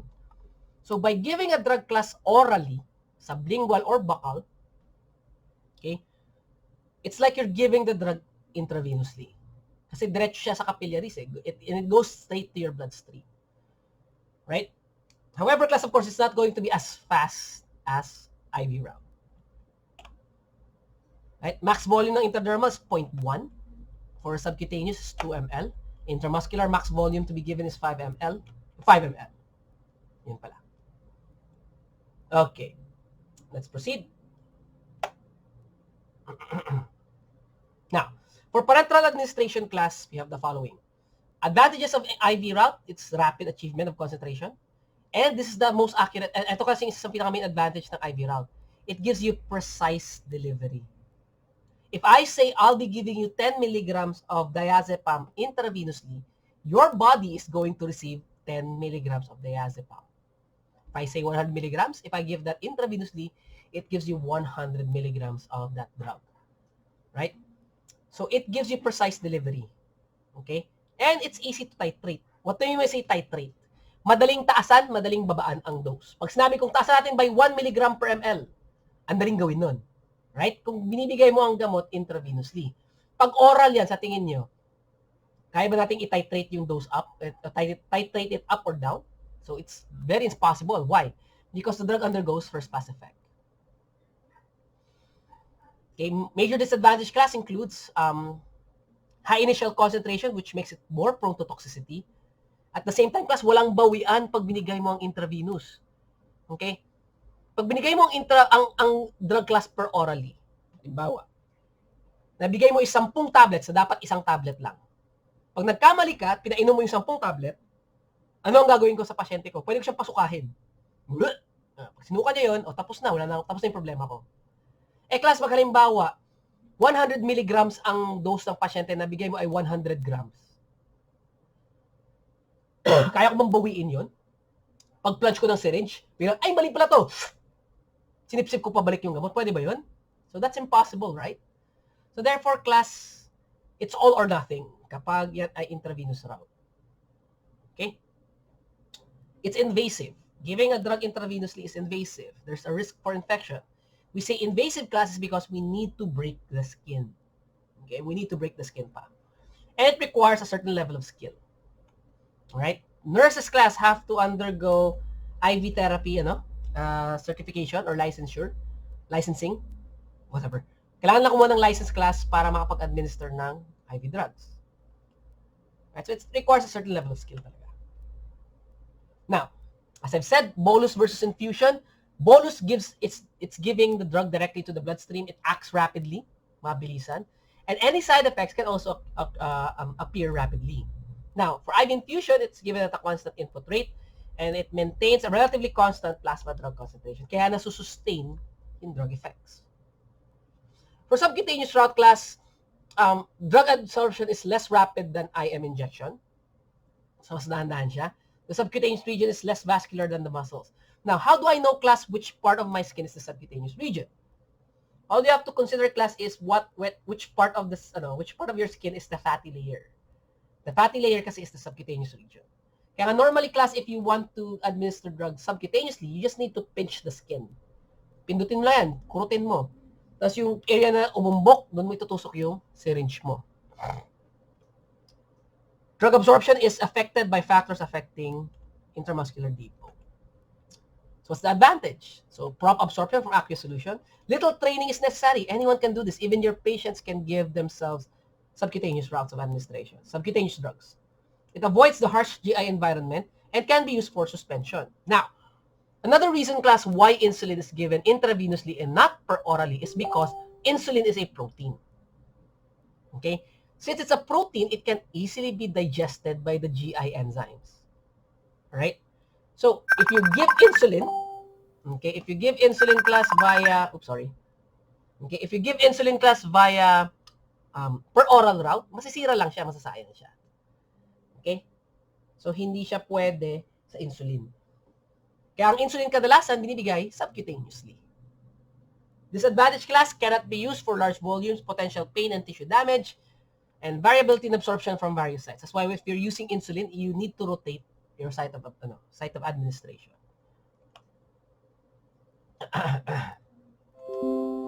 And this is how we normally, class, administer insulin via subcutaneous route. Okay? I won't be teaching this to you guys, pero just so you know, whenever you administer insulin, class, it should be given not at a 90-degree angle. Normally, it's reserved for intramuscular route. Mas prefer dito, class, for subcutaneous, 45-degree angle. Okay? Slightly pa ganito siya. Okay? At a 45-degree angle. Ang risk kasi, class, pag 90-degree angle is you might hit a muscle. Pag nakatama ka ng muscle, hindi na yan subcutaneous, intramuscular na yan. Pero nowadays kasi sobrang liit na lang ng syringe, ng needle, na kung saan malabong magkamali ka pa ng tatamaan.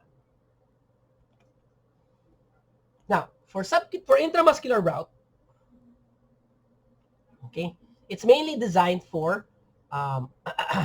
for sustained drug action. So the rate of absorption depends on vascularity of the muscles, lipid solubility of the drug, and the formulation matrix. Okay? Now, when giving intramuscular drugs, class, normally we use the deltoid muscles. Okay? Most often than not, it's the deltoid muscles here. Now, class, ang site of administration, lagi niyong aabangan as an acromion. Acromion, class, is the bony, yung pinakabuto. Okay, makakapa mo yan, di ba? Now, class, pag nakapa mo na yung pinakabuto na yan, sa ilalim nun, yun yung pinaka-soft, yun yung muscle area, yun yung deltoid muscles mo. Diyan mo ngayon i-administer ang gamot. So, it's just, the deltoid muscle is just beneath your acromion. And that's where you administer your drug. Now, kung sa puwet naman, okay, pag sa puwet, class, kadalasan ang puwet, hahatiin natin to 4 quadrants. Lalagyan mo yun ng parang imaginary line. Yan. Okay, lagyan natin imaginary line. Alright, di ko siya sabing guguhitan nyo yung puwet ng pasyente natin. Alright, pero just imagine an imaginary line. Then, class, okay, ang administration site natin, dito lang sa quadrant na to. Diyan lang. Dito na tayo pwedeng sumaksak. Bakit hindi pwede sa ilalim? Tandaan nyo, itong part na to, inuupuan natin yan. Pag dyan mo sinaksak, class, ang gamot, tapos naupo ka, masakit yun. Mararamdaman mo yung sakit. At least yung upper portion, hindi mo mararamdaman yun. Okay, syempre, di ka naman maglalagay dito sa part na to, di ba? Yung pinaka-innermost portion ng puwet. Okay, I don't think anyone would allow themselves to have a vaccine there. Now, class, bakit iniiwasan yung area na to? Iwasan natin yan, class, because we don't want to hit the nerve, the sciatic nerve. Kasi, class, from the spinal cord, may nerve na dumadaan sa legs natin here. Pag ganyan yung daan niya.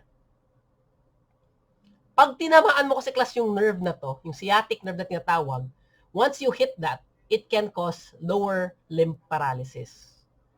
Okay, if you hit it via a syringe. Okay, so pwedeng ma-paralyze yung binti ng patient mo, hindi siya makakagalaw. So of course, you don't want that to happen. So iniiwasan natin yung part na yun. Kaya ang site of injection lang natin would be dito lang. Dito lang ang site of injection natin. Okay? Okay, for intramuscular, less skill is needed. Can be administered, oily vehicles can be used for IM preparation. And it causes prompt absorption from aqueous solution. Disadvantage, it's painful. Cannot be used in the presence of normal clotting time. Drugs may precipitate at the site of administration, causing pain. Okay, and variability in bioavailability. Now, when injecting class, sabi ko nga, ang most common target would be the deltoid. Right, the deltoid. Yung buttocks class, pwede rin naman gamitin usually sa mga anti-rabies, so dito sa area na to. And the next one class would be, usually sa gluteus medius. Ito ay gluteus medius. Yun yung muscle na tina-target natin, gluteus medius. Okay? Now, class for the legs, kadalasan ginagamit din ito. Ang ginagamit nating muscle dyan class is the vastus lateralis. Right? So, make a 9-quadrant imaginary line here. Then, class, yung pinaka-outermost center, yun yung vastus lateralis. Diyan mo itutusok yung injection mo. Now, kadalasan class, ginagamit natin ang legs for pediatric population.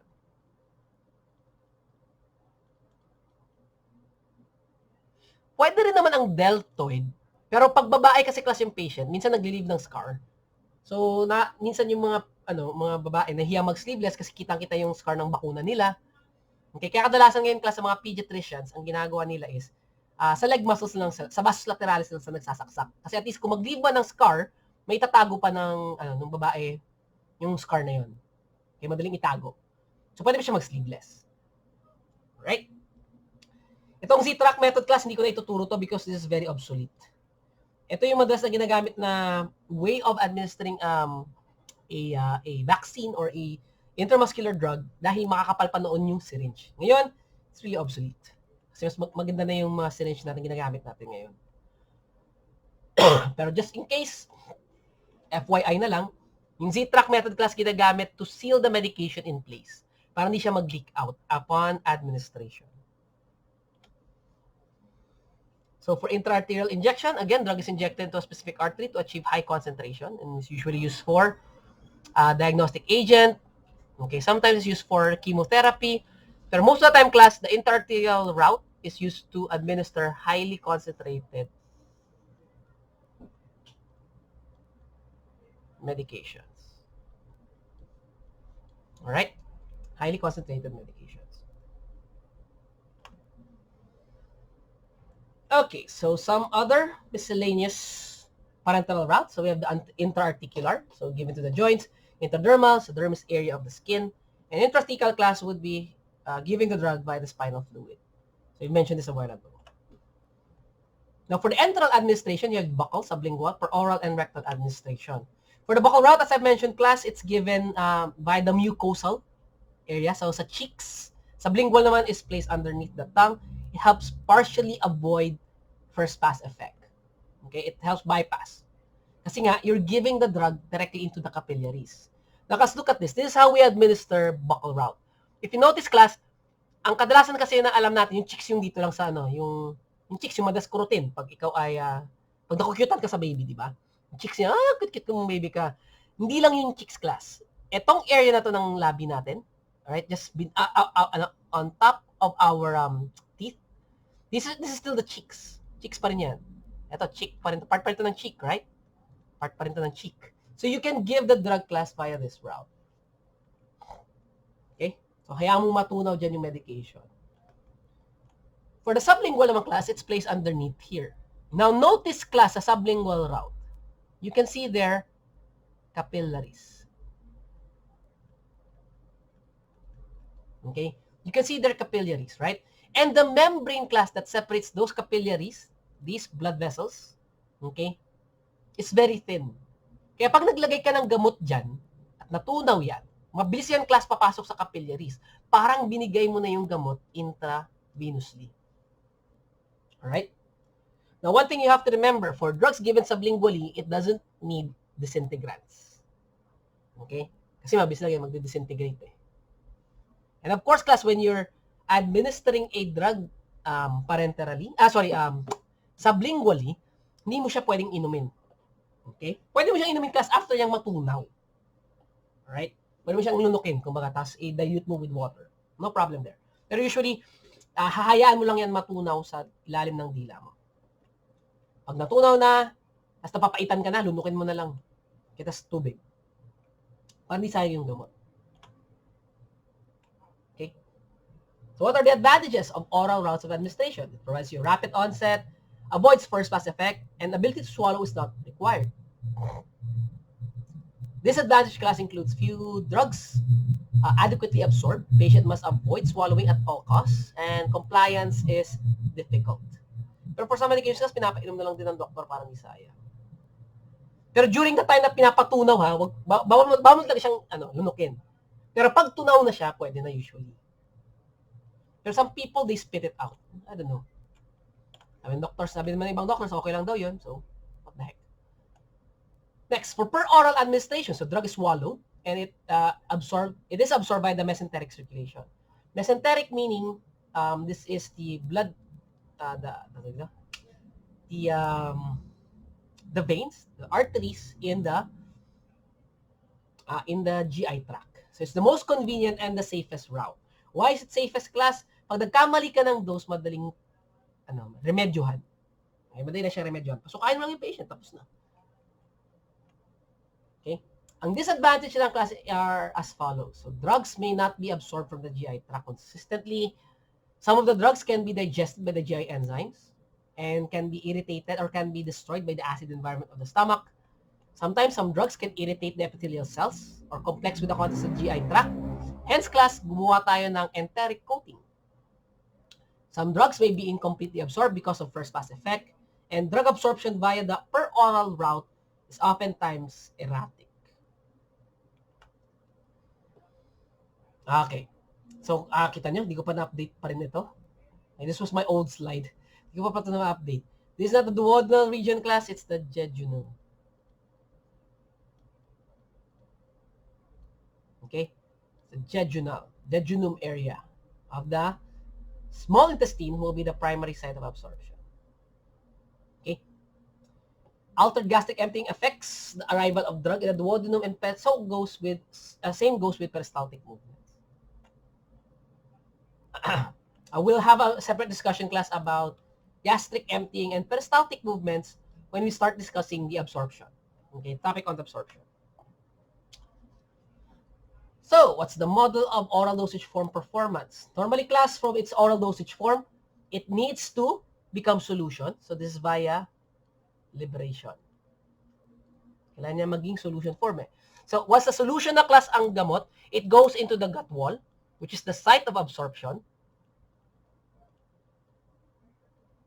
And then, from the gut wall to the blood, dito na nag-umpisa ang absorption. Alright? And this is where we start doing pharmacokinetic measurements. We do pharmacokinetic modeling, class, once we know that the drug is already in the bloodstream. Alright? Then from the blood, it goes to the site of activity, which are the receptors. So sabi natin, ang process na yun is known as distribution or disposition.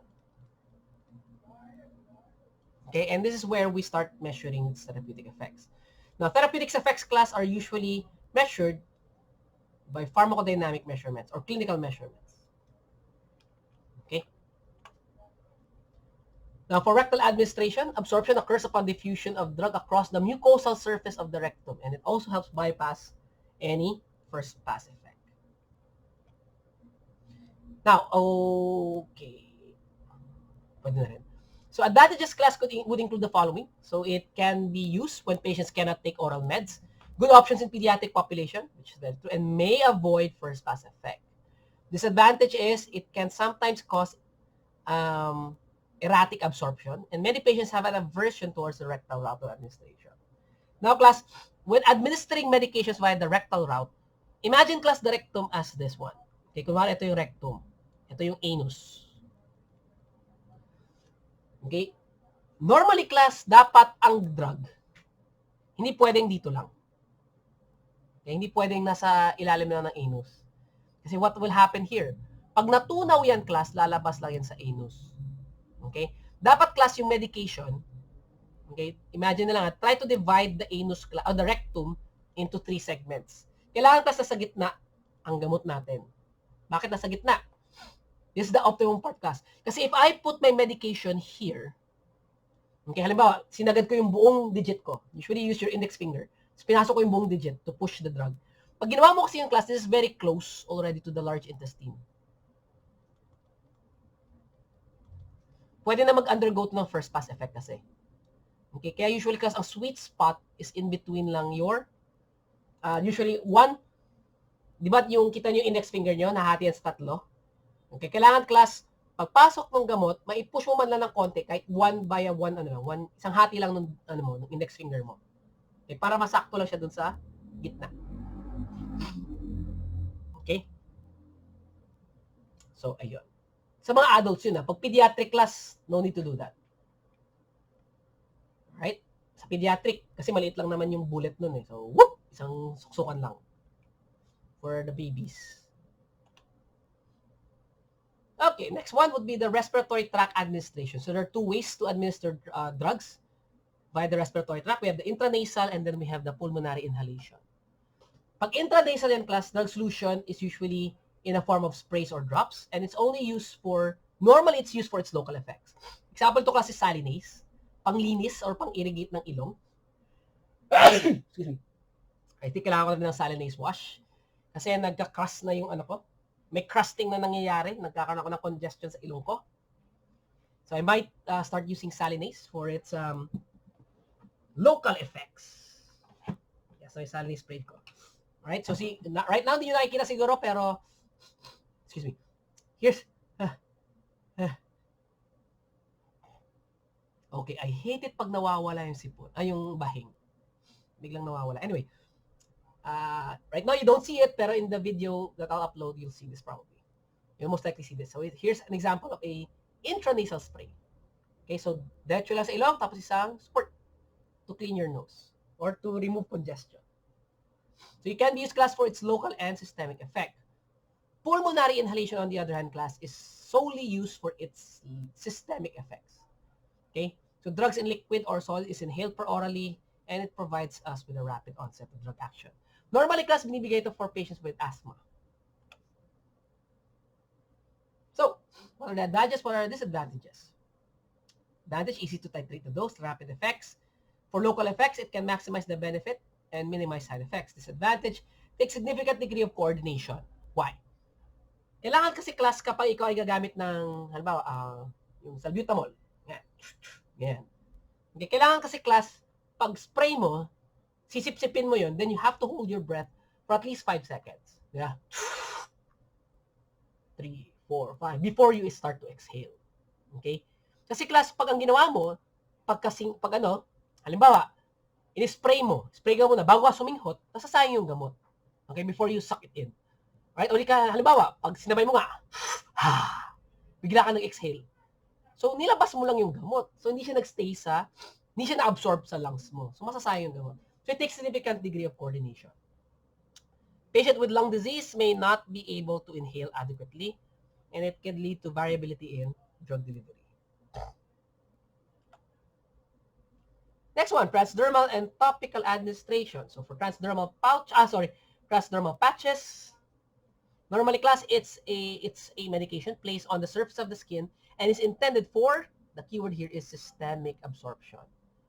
While for topical routes of administration, class, it's intended for local effects. Kadalasan, this comes in the forms of ointments, creams, ganyan. For transdermal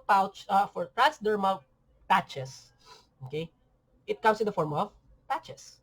And only potent drugs, class, can be given transdermally.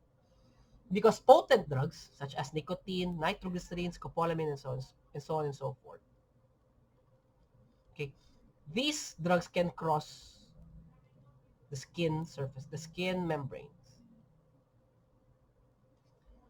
Now remember class, not all drugs can be given transdermally. Kasi hindi sila lahat nakaka-cross ng layers upon layers of our skin. Okay, pero drugs like nicotine, nitroglycerin, scopolamine, clonidine, and steroids, they can be absorbed by the skin. So hence they can be given as transdermal patches. Here's an example of a transdermal patch. Okay, so I won't describe this anymore. Pero some factors that affects a transdermal patch would be the site of application. Normally, we put it in the hairless part of the body because hair class can provide obstruction. Condition of the skin, is it dry? Is it soft? Dry skin, mahirapan ma-absorb yung transdermal patch.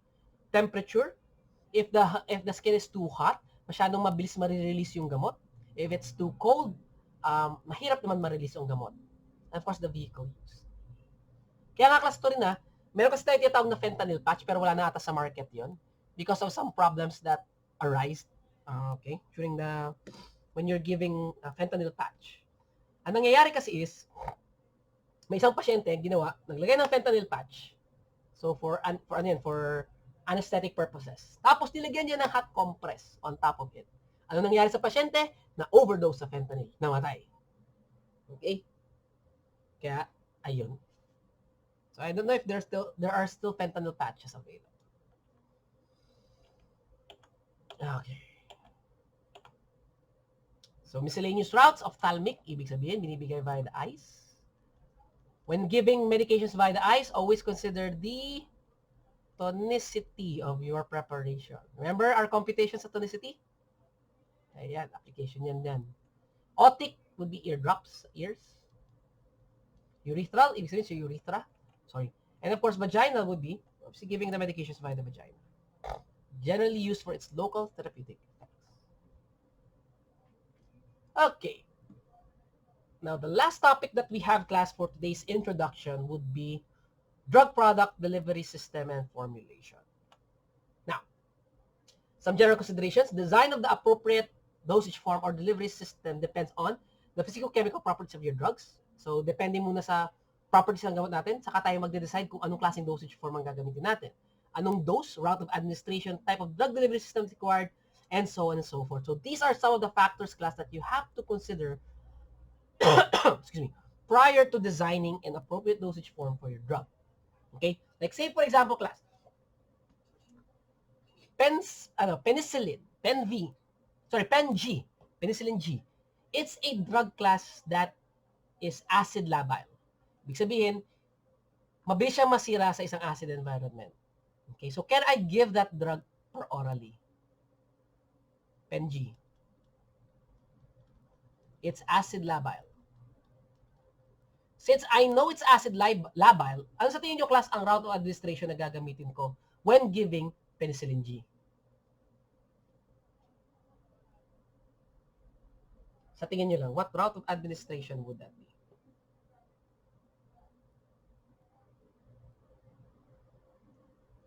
Anyone?